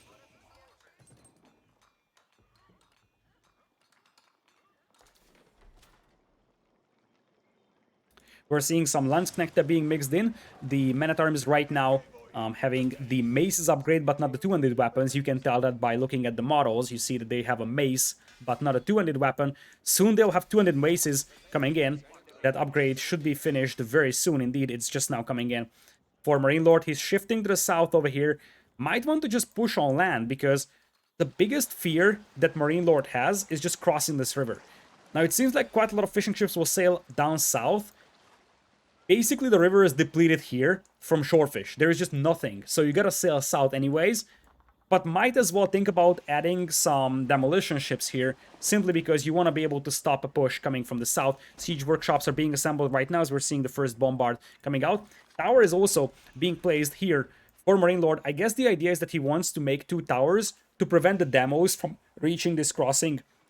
Speaking of demos, there is one coming in for Beastyqt, and this could be beautiful. The demolition ship is crawling closer to all of those infantry units, and then it just decides to ignore them because the line of sight on this guy is not spectacular. It didn't see the infantry, so it's not going to jump on it either. Now the demolition ship is heading towards the fishing eco, as Beastyqt himself is on the way to Imperial. He's going to lead the demolition ship in between the fishing ships, but as you see, it's not as powerful as it used to be. There was a serious nerf for the demolition ships, and now deleting them like that isn't going to have a great effect on the game. Man-at-Arms now heading towards the left side. Boiling oil not on that castle. So the Man-at-Arms could actually do quite a lot of damage over here. Fishing Eco could get pushed by the Man-at-Arms any moment. There is not a single ship that's being converted to a demo just yet. Bombard emplacements and fortifications on the way for these towers. So really the Fishing Eco here from Beastyqt is going to get denied. And with Imperial Age coming in, for Beastyqt, he could actually start going for the long-range springboards with the high armory. He's actually going for Bandit Arms right away. That's the 1.5 extra range for your springboards. And you're going to get roller shutter triggers as well for the long-range springboards of the Rus. Now, the big problem that he's facing is that his army isn't spectacular. Now, there is a couple of demolition ships here, and if he can get some nice connections, that could turn tide of the battle. But right now, his army is basically spearmen against Landsknechte and Man-at-Arms, both of which are capable of destroying spearmen with ease, and you see that this fight isn't even close. Not a single dead unit from a red player, really. Every single spearman gets killed, and you just don't see a single red corpse. Well, there is a knight killed, and there's a Man-at-Arms up there, but really minimal casualties here for MarineLord.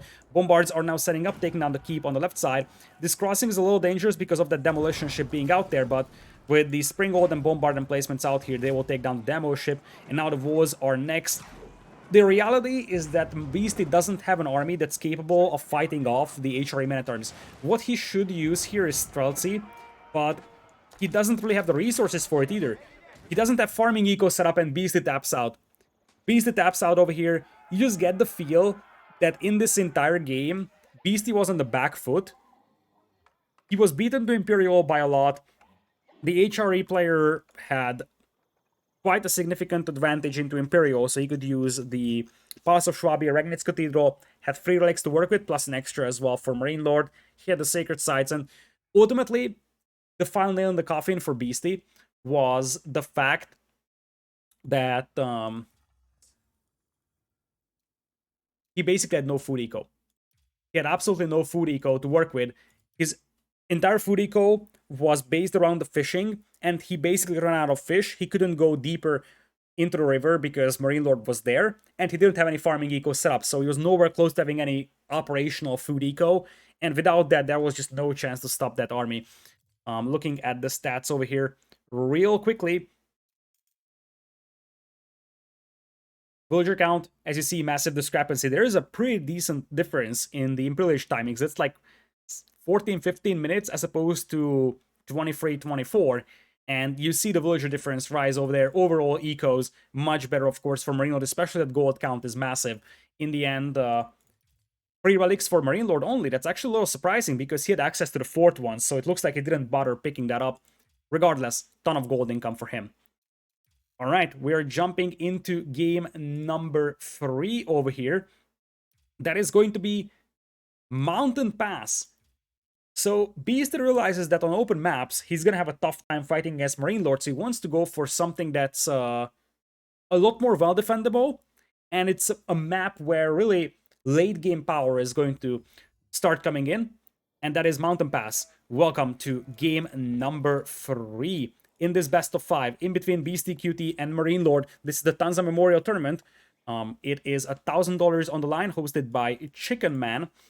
Once again, there's a link down below this video to his Twitch channel, so make sure you check him out as well and take a look at his work. So we're looking at the Mountain Pass. This is going to be Beastyqt down south with the Abbasids playing in blue, and to the north is going to be Chinese for MarineLord in red. Chinese receiving some nerfs to their late game, as we do have a bugged hunt spawn, ladies and gentlemen. Unless this is walkable. If this is walkable, as weird as this looks like, this is not bugged. If this is not walkable, it's bugged. I can't tell if it's walkable or not because you got some rocks over there, so it's a little difficult to tell if this is something that you can cross. But it's also some greenness out there, and usually when it's green, it's walkable, but when you have rocks, it's not. So this is one of those flip-a-coin situations. I can't tell if this is walkable or not. If it isn't, this technically is a bugged map because one player isn't able to access his hunt, and that is MarineLord, because Beasty's one is over here and here. So this belongs to MarineLord. We'll have to see if that's the case. Anyways, for Beasty, he is opening up with the Abyssids going on the gold. Looks like he is only on one scout. On the other side, you have a second scout here for MarineLord. He's playing the Chinese, supervising the mill. Standard stuff over here. So, as I said, for the Chinese in the February patch, they received a nerf, and that is making their late game a lot less powerful for multiple reasons. A, the clock tower bombards were nerfed, so their HP is much lower. B, and that's the bigger thing, I think, the landmarks can no longer be supervised, so you can't supervise your clock tower to pop out siege weapons rapidly. That was impactful at the beginning of Castle Age, and basically late game once you are spamming bombards. But those are the two time frames where those became very, very relevant. House of Wisdom now coming in for Beasty, and as much there were some changes to the Chinese that made them quite weaker, on the other side, there were some buffs for the Abyssids, because the Abyssids have their age up time reduced from 2 minutes to 1 minute and 5 seconds. So there's a considerable reduction in the age up time. Now the concept of the Abyssids is that you don't need to build the landmark with your villagers. You have to make the House of Wisdom once, but after that, you just gotta click the button and you're aging up. So you can send your villagers to gather resources while aging up, whereas for other civilizations, you have to spend precious villager seconds making landmarks. Feudal Age on the way, and as you see, the base time now is 1:45 instead of 2 minutes for the economy ring. Standard stuff over there for Beasty. Looking at his base, he's not mining stone just yet though, so it's not impossible he's going for a somewhat more aggressive gameplay here, if you think about it. Abyssids can go 2 TCs, but 2 TCs for Abyssids won't really match up well against the Song Dynasty 2 TC boom of the Chinese. So you'd probably need 3 town centers to be able to match up with that. And you always gotta be careful when you go late game against Chinese, especially with the Abyssids, that doesn't have anything spectacular late game. So you might want to be a little more aggressive. 2 scouts for MarineLord over here, trading some blows against the scout of Beasty. Beasty is going to call his scout off here. No additional scout over here for Beasty, so he can't really fight this one off. And it looks like MarineLord isn't really worried about this hunt being inaccessible. I'm fairly certain he sees it, and he does. But he doesn't really get worried over here. And the Barbican of the Sun will be placed in the middle. That's a quite late Barbican of the Sun placement. But with the Chinese builders building faster, the feudal age times should still be rather comparable. You see, there is 30 seconds to wait for Beasty, and I would estimate this one to take about 30 seconds to build. The concern that you could have is what happens if Beasty goes for aggression here, because if you get this landmark denied, it's game over. Now, for now, you have 2 scouts over here for MarineLord. He's able to hold this off, but as you see, one of those scouts have to be called off, so if you're not cautious, you could get your villagers caught off guard by the scouts of Beasty, and potentially having that landmark being delayed, and that's exactly what Beasty is going for. He's got one weak scout over here that's going all the way back. The scout gets taken down, and that's massive. Beasty, on the other hand, is pulling villagers. This is massive. Beasty is pulling villagers, and this is something that could decide the outcome of this game, because if this Barbican of the Sun doesn't go up, it's game over. It is game over if that doesn't go up. More villagers are being pulled, and it's actually at like 70-80% completion.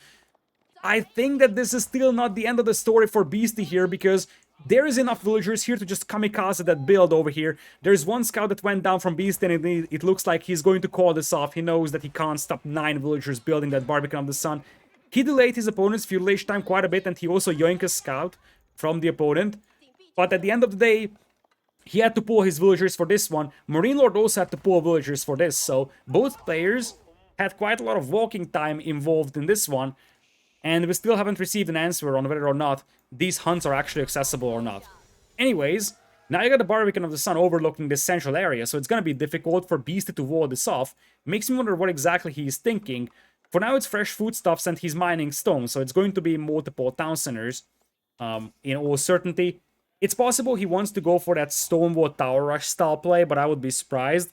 It's more likely we're seeing an additional town center, probably even two. Because you see, he's still mining stone, despite the fact that he already has the stone he needs for an additional town center. That's a sign that he wants to go for 2 extra town centers. MarineLord, on the other hand, is coming in with a stable. Now, professional scouts could be an option, because he's got this mill supervised and he's running out of sheep underneath it, so you could justify professional scouts. But it's a fairly expensive upgrade, so you gotta wonder if that's the plan. Nope, it's just gonna be horsemen. That's probably the safer play of doing this. You can still mill your huntables later. And because this one is somewhat questionable, you gotta wonder if you should really go for that. Vows are up here for MarineLord as he leaves one gap open in the middle. I think this is where he wants to place his gate. For Beastyqt, looks like there is no production buildings. He's just going for a second town center here. Now, one thing that he has to respect is that if MarineLord goes aggressive, his eco might be in danger. But since Chinese don't have fuel age knights, they only have horsemen that don't resist a ton of town center fire, it would be difficult to do a lot of damage with just horsemen. Looks like an archer range will be added here for Beastyqt as the first iteration of his army buildup. And it looks like he's capped at 200 stone now. Somewhat surprising moment to stop mining stone. It could still be just for stone walls, but I would have expected him to add a third town center and mine some more stone with that. So it's a little surprising that he stopped exactly at 200. We'll have to see where he places his stone walls, because if he just gathered 200 extra stone, that doesn't make a lot of sense if he's not using it.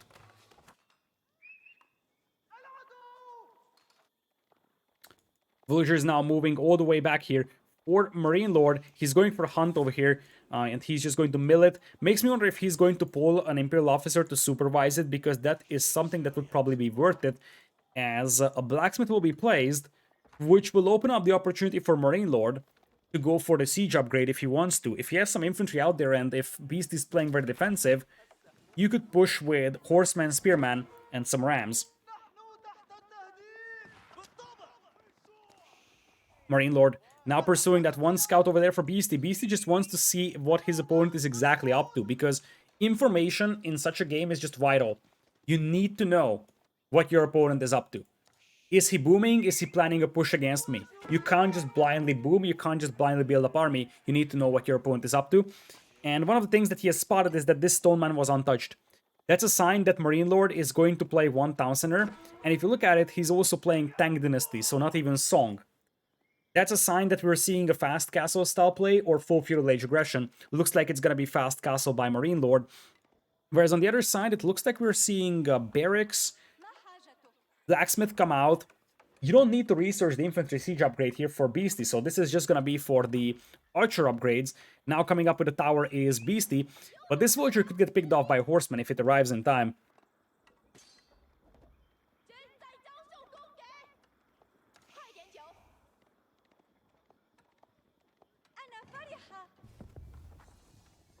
Tower now being built up by Beastyqt over here, as the clock tower is going to be placed right now by MarineLord. He's building it up with only 3 villagers, so no rush towards Castle Age. Meanwhile, on the other side, palisades are coming up for Beastyqt. Still no reason why to mine some extra stone other than adding the arrow slits in placement, so that's probably what he had on his mind. Now the first horseman arrives, so this villager is going to have to fall back to the tower. I think he should be able to make it back home. The horseman won't be able to do much, and this also tells Beastyqt that, hey, I'm going horseman, so you better prepare. Not a single spearman out just yet for Beastyqt though. He is not far away from Castle Age in terms of resources, but he's also floating quite a lot of wood over here. Makes me wonder what exactly he has on his mind. Just like the Delhi, the Abbasids also received the berry gathering bonus, at least a buff for that, because they already had a berry gathering bonus before, but they received a quite considerable buff in the February patch, so this is going to be a very, very good source of food economy for our Abbasid player over here. And there's a second patch of berries that he could take later, so that's going to be a nice source of food here for Beastyqt once he runs out of sheep entirely underneath his town center. Second barracks, and an archer range will be added as well, so it looks like we're going to see a mix of spearmen and archers, might even see some men-at-arms in the foreseeable future, as on the right side, the archers will take a fight against the horsemen. Horseman is slowly gonna get taken down here. Only one horseman against those archers. Not really gonna be a great fight for either side, but ultimately the horseman gets cleaned up, and that's what matters for Beasty.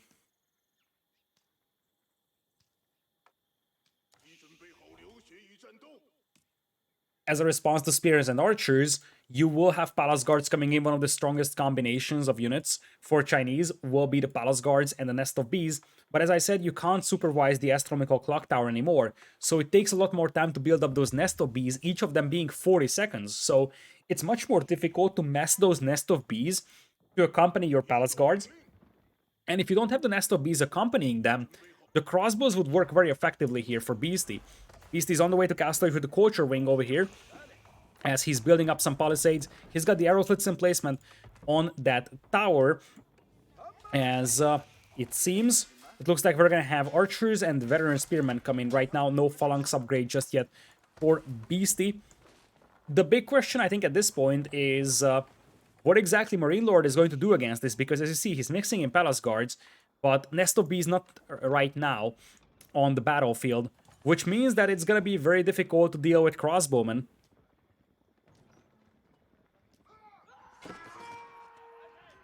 Palace guards now moving in, killing one villager over here, and they're about to jump on that wall section. Archers will fire from behind, doing a tiny bit of damage on those palace guards, but really minimal amount of damage is done right now by those by those archers on the palace guards.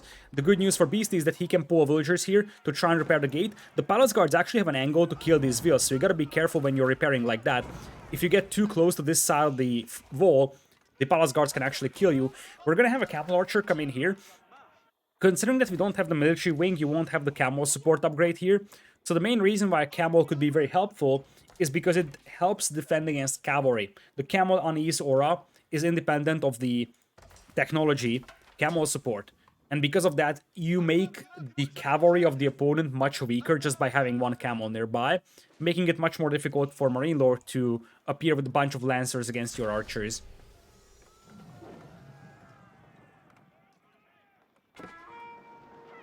Beastyqt coming in with the mangonels and the spearmen. Palace guards once again trying to burn their way through the walls over here on the left side. Mangonel is about to pop out. This mangonel could have a perfect angle on those palace guards. Indeed, there is going to be a mangonel shot coming in. The palace guards take a lot of damage, and MarineLord taps out in that very moment. Interesting time to resign, but you will have to understand why in just a matter of seconds when we look at the statistics. What a weird game here, because you could really call this an early GG. But there is a couple of things going on here. First of all, those villagers are keeping that wall section alive, so the palace guards can't break in. And we know something that's extremely important for this game. That is, that there was 2 town centers for Beasty, and MarineLord only had 1. And MarineLord knows this as well. MarineLord knows very well that his opponent had 2 town centers, and he only had 1. So if you look at the stats over here, MarineLord is fully aware of this villager gap, and he's fully aware that he can't break into the opponent's base. And while technically there's a chance for him to come back into this game if this game is long, he was quite a bit on the back foot because of this. He can't do damage to the opponent, and the opponent has a much better economy. And ultimately, that better economy is going to result in larger army for Beasty, and he could just steamroll him. This game is won by Beasty after just 8 units were killed in the entire game. But if you look at the economies, more gold, a lot more wood, more food gathered by MarineLord, but the difference between the wood gathered is actually much greater than the difference between the food gathered. Beasty also had some stone going. Keep in mind that there is the Abbasid trade as well for late game.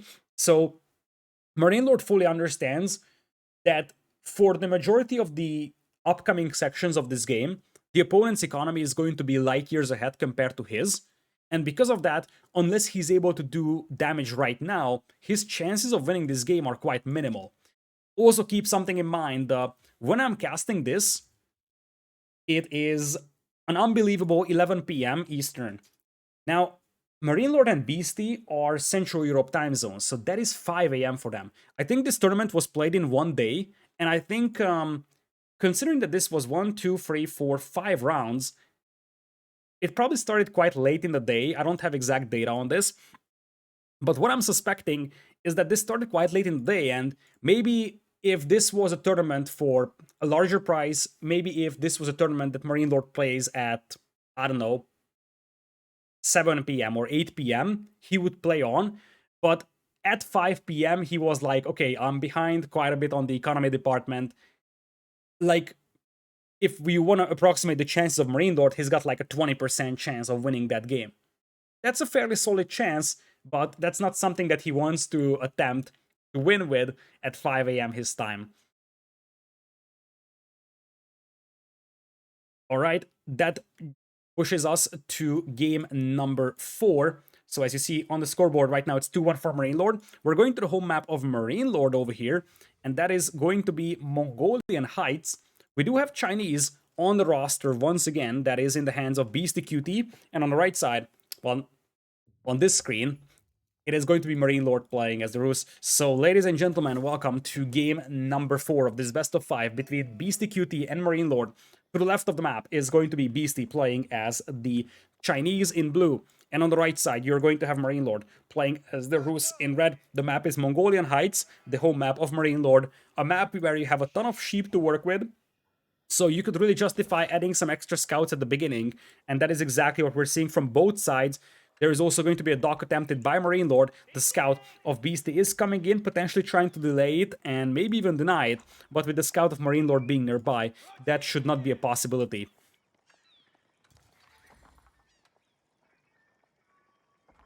Additional scout being added here by MarineLord.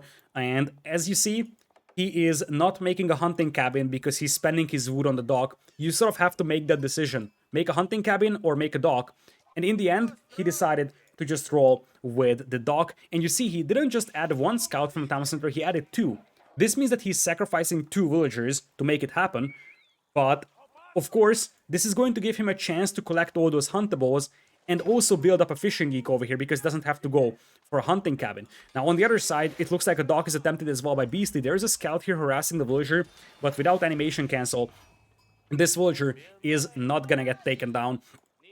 Scout now coming in from Beasty to adjust to this position, and with that, you are going to have MarineLord getting pushed back. So both sides are now going to start fishing, which means that that villager advantage that Beast is going to have an effect on the game. He's going to have a slightly better eco at the beginning. In exchange, though, as I said, MarineLord investing into 2 additional scouts from the town center will mean that despite the fact that he went for a dock and no hunting cabin, he's still going to have a decent amount of bounty collected, 50 trailing that 1 scout over there. There is quite a lot of sheep collected by the other, and the one on the north is also being pursued by 50 bounty, as well as another 40 in the form of those sheeps. And that's part of the reason why Rus is an appealing civilization for this map. You have a ton of sheep, which not only gives you a ton of food to work with in general, it also gives you a ton of bounty that you can collect. And that's exactly what we're seeing. If you look at Beasty, he had a much worse time gathering sheep. He managed to get a couple, but he was focusing down these huntables over here. He also aggroes 1 wolf. But because he was focusing on the huntables and he was trying to stop the dock of MarineLord, he wasn't really able to get a ton of sheep for himself. So at the end of the day for MarineLord, he's going to be sitting at about 200 bounty in the next couple of seconds. And if he starts taking down these huntables here, he could get even higher than that. On his own side, there's still an unclaimed patch of huntables. The other one was taken down.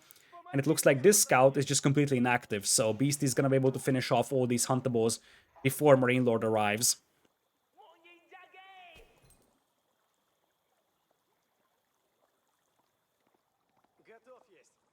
MarineLord now moving in with his scout here. He might actually try to burn down this dock, combining forces of his scouts.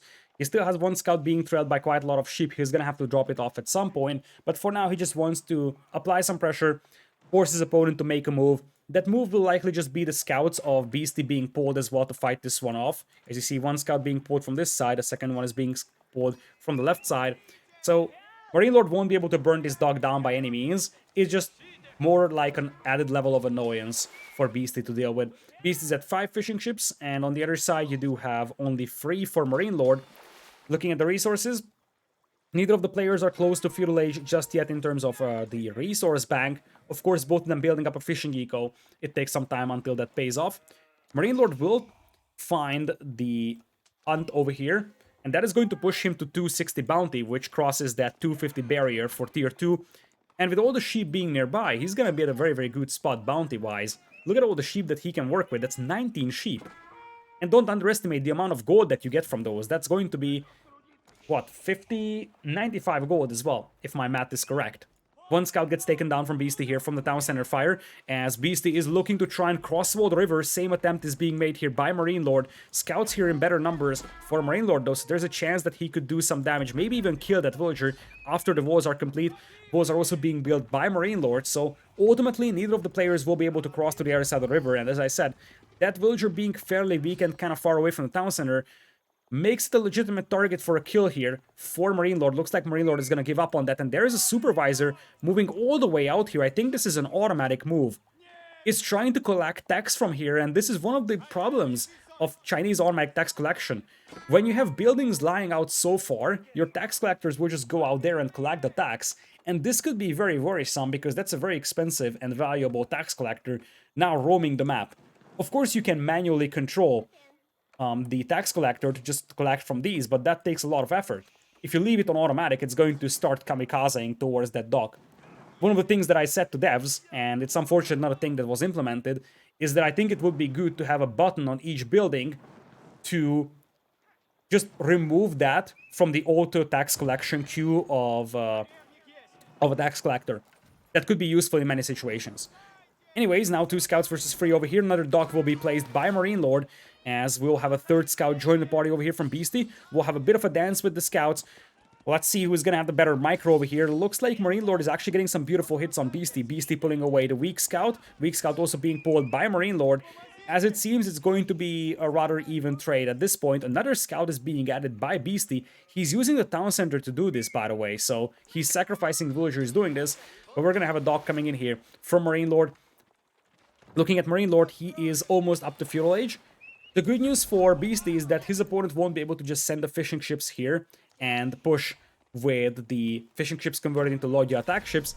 Instead, he's gonna have to start making combat ships over here. In the meantime, we have the Barbican of the Sun being placed in the middle, something that we haven't talked about. So, while MarineLord aged up with the High Trade House, Beastyqt went up, or excuse me, the Golden Gate.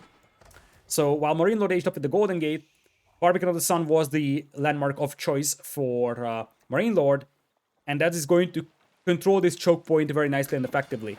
First, Lodya attack ship about to pop out. Response is going to be a junk, but as I said, this first Lodya attack ship is going to come out a little faster, and there is really no place to go here for Beast's fishing eco, and that's the concern. There is no way to retreat. You can garrison 3 fishing ships into your dock, and with good micro, you can sort of garrison the weak ones, and then ungarrison the ones that, you know, you want to pop out and just send this way. So you can buy yourself a tiny bit of a time, but really, at the end of the day, you will be losing fishing ships over here to the Lodya attack ship if you don't have your fishing protected by some junks. First junk now appearing on the battlefield for Beastyqt. Second, Lodya attack ship though almost in, and as you see, MarineLord is focusing on fishing eco here. He doesn't really care about the junk being slightly more powerful than those Lodya attack ships. So MarineLord is realizing that the real damage potential here is to destroy the fishing eco and not really focus that junk. And you see, he might even sail past that junk trying to focus down the fishing eco. He knows that he's going to lose this position here, but he just wants to maximize the amount of damage that he does. Scouts still dancing against each other at this point. Beastyqt adding junk number 3. But as I said, for MarineLord, it's already an accomplishment that he's forcing the opponent to fight this one, whereas his own fishing eco on the right side is completely untouched, and there is no way right now for Beastyqt to even hit that. Junk is going to retreat to the safety of this dock. Looks like fishing ships are also being pulled to repair. Nice micro by Beastyqt to save that low HP. Junk out there, 3v3 on the water as we have the 4th combat vessels coming out here. 35 seconds it takes to make Lodya attack ships, and for a junk it's only 29, so it is actually quite easy for Beastyqt to reinforce this battle over here with the powerful junks he has, and this is not really a fight that MarineLord can win anytime in the foreseeable future. So if Beastyqt keeps adding combat ships and MarineLord does the same, Beastyqt is still going to win this fight, as it looks like the junks will be able to repel all those Lodya attack ships out here. At the back of Beastyqt's base, the scouts of MarineLord are still being pursued down, but that's just a minimal effect. What has a much more impactful effect on this game is going to be early knights popping out from MarineLord, and if you look at Beastyqt, he's got absolutely no defensive forces back at home. As much as he's got the junks on the river, while he's still losing the fishing eco here, That first couple of knights charging in here and denying that gold mine could be absolutely brutal. Fishing ships once again being pulled to repair those junks, but now MarineLord is shifting his focus elsewhere, and that is going to be on the gold mine of the opponent. Just a single knight over here, a single unit, but is able to do so much because it pushes away Beasty from the gold mines, and now he's going to have a tough time affording those junks over here. Looking at the resource bank of Beasty, he's got a ton of gold to work with, so it's not going to have an immediate effect. But still, being cut off from gold is not going to be ideal. The knight gets taken down by the town center fire, but now all villagers are going to food. So you see, quite a lot of damage done to Beasty's eco here, at least in the perspective of forcing idle time. Now, what you could see over here is Beasty aggroing that boar, and the boar killing the scout nearby. This is something that sometimes happens. Boar basically doesn't choose whoever it wants to attack. It just goes crazy and starts killing everything that's nearby. All the fishing eco from Beasty have been cleaned up though, and the Lloyd attack ship numbers are now better than the junk numbers. No more junks coming out for Beasty. Beasty's got the resources to go into Castlage in the next couple of moments, but he isn't even chopping wood. I think he has given up on the river, and now he just wants to get up to Castlage as soon as possible. That's why he's so heavy on the food department. There is going to be another knight coming in here, not killing a single villager. Actually, there is a dead villager out there that was taken down by the knight before the knight was killed. Clock tower on the way for Beasty. But on the other side, don't forget the fact that MarineLord had the fishing eco working the whole time, and he's got a very efficient fishing eco with the Ruse. He's also on the way to Castle Age, and with that, he's coming up with the Abbey of the Trinity. In fact, he's going to beat his opponent to Castle Age here, in all certainty. With the Abbey of the Trinity, you can start picking up the relics, of course. Whereas on the other side, you got a barracks, you got the clock tower, but how are you going to cross the river? That's the big question right now for Beasty. Because MarineLord is going to have the river under his control. He's going to have the fishing eco here, and if you look at the resource incomes, it's far better for MarineLord. That is because MarineLord doesn't have to spend a single villager on taking sheep. He's all in on the fishing department. Beasty reaching Castle Age a couple of seconds faster than his opponent, and we're seeing some spearmen hit the field. No palace guards as of yet from Beasty. On the other side, you're going to have some knights pop out for MarineLord. He's going to get the Castle Age Knight upgrade. He's also running out of fish on the right side, so he's moving to the left side into range of that Barbican of the Sun. He's got to be careful with that. Technically, a War Junk could save the day for Beasty, but he doesn't have the resources for it, so by the time he would get a War Junk out, this dock would burn down. So the question becomes, how is Beasty crossing the river? Because that's the biggest problem that you have. And the answer is probably Springolds. If you ever want to cross this river, your best friend right now is going to be Springolds. Because those do a ton of damage against ships now. And you could just snipe the ships from the shoreline. You outrange them by a massive margin. You can snipe the ships and secure the shoreline for yourself. This being said, the eco is much better for MarineLord. In fact, the eco discrepancy is just gigantic. 60 to 35. And of course, MarineLord is going for those relics. He's about to pick up one over here.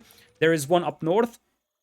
Two on the side of Beasty on this part of the map. And one on the left side. So, at this point, given the fact that there are a couple of knights as well here for MarineLord, and Beasty's got basically no forces close to these relics, it's very possible that these relics could fall into the hands of MarineLord as well. MarineLord wants to get through this river, though, before the walling is made here by Beasty. Beasty rushing up with the villager to make the walls, but the knights will intercept the villagers, so this crossing won't be walled off. Even if it was, a demolition ship would burn through that very easily, but it's likely that this position will also be secured for MarineLord for the period he needs to pick up the relics. Relic number 1 is in already. Relic number 2 will be brought in from the north. This is looking really good for MarineLord, and I just don't see Beasty being able to recover from this. He's without a fishing eco. He's at 36 villagers as opposed to 65. Almost double the economy for MarineLord. So, gigantic eco lead for MarineLord over here. And what's most important here is that the relics will also fall into his hands. So really, the eco lead would just be tremendous. And of course, it's going to be difficult for Beasty to cross the river to do any kind of damage as well. Sacred Site being captured right now by MarineLord. As the knights will just loop around, see what's up inside Beasty's base. Beasty's making a monastery, so he wants to cap some of those relics. He should be able to take this, and he might be able to yoink one of these if his spearmen will assist to that. The question is the timing, because you're going to have the first warrior monk come in for the first relic soon. Scout here trying to harass the warrior monk should not be able to do much, as relic number 2 falls into the hands of MarineLord as well. Knights once again trying to find an angle. They will spot the monastery, and if they play this smart, they just sit back for the time being and they wait for the monk. Because you want to kill that monk and delay Beasty from picking up the relics as much as possible.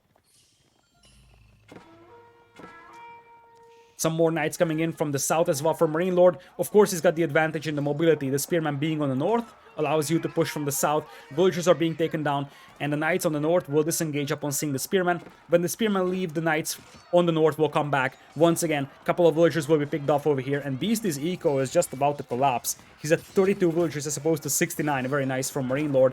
And MarineLord doesn't have a ton of army on the battlefield. He's just doing it with a couple of knights, using that mobility advantage that he has. You see that the spearmen are being pulled to the south by the knights, and the moment that happens, the knights from the north will move in on the lumberjacks.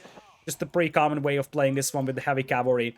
You stretch out the attention of your opponent, knights indeed charging on the lumberjacks, another villager falls, a second one will soon follow as well. Looks like there's no second villager killed here actually, so MarineLord only gets one villager kill here. His knights down south actually get cleaned up, not ideal for him, but I mean at this point his lead is so gigantic that he can afford to do this.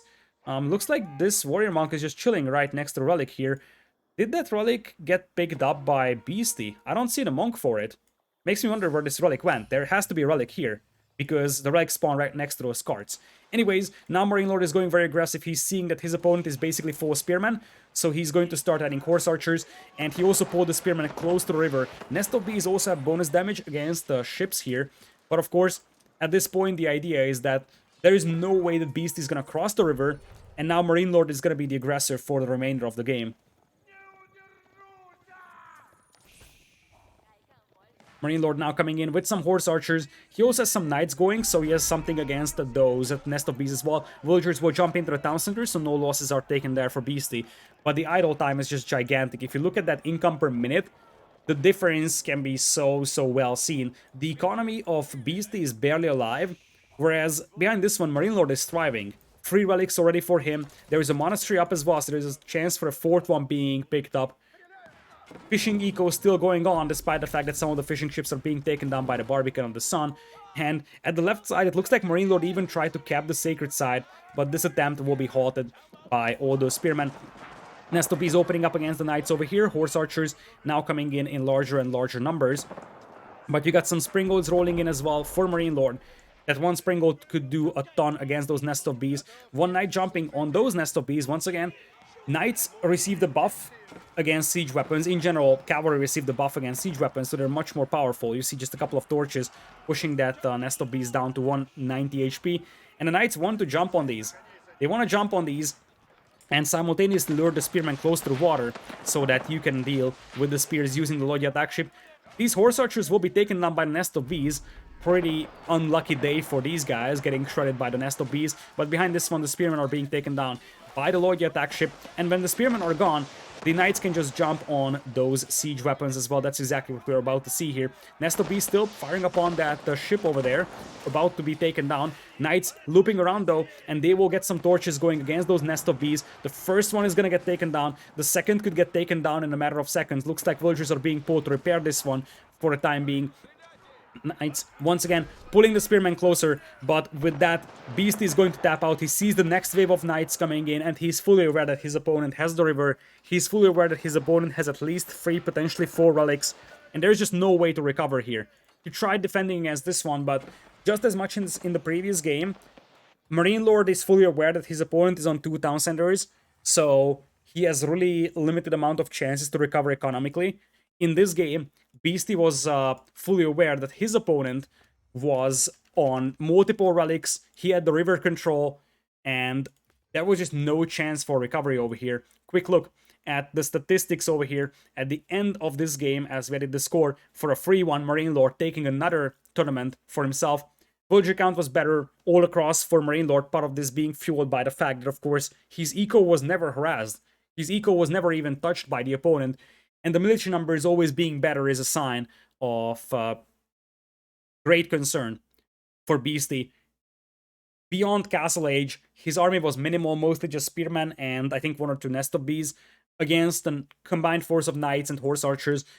MarineLord used the mobility of those knights really effectively, so he stretched out the attention of those spearmen, always charging in when the spearmen weren't present, and ultimately grinding down the eco of Beasty. If you look at the overall ecos, you can tell why Beasty tapped out. Double the food, double the wood, double the gold, and there was no sign of the situation improving for Beasty. In fact, it just got gradually worse and worse, ultimately resulting in Beasty tapping out. And with that, MarineLord takes the victory in the $1,000 Tanza Memorial Tournament. Was a long day for these players because they've been playing for quite a long time. It's like 4 or 5 a.m. for these guys.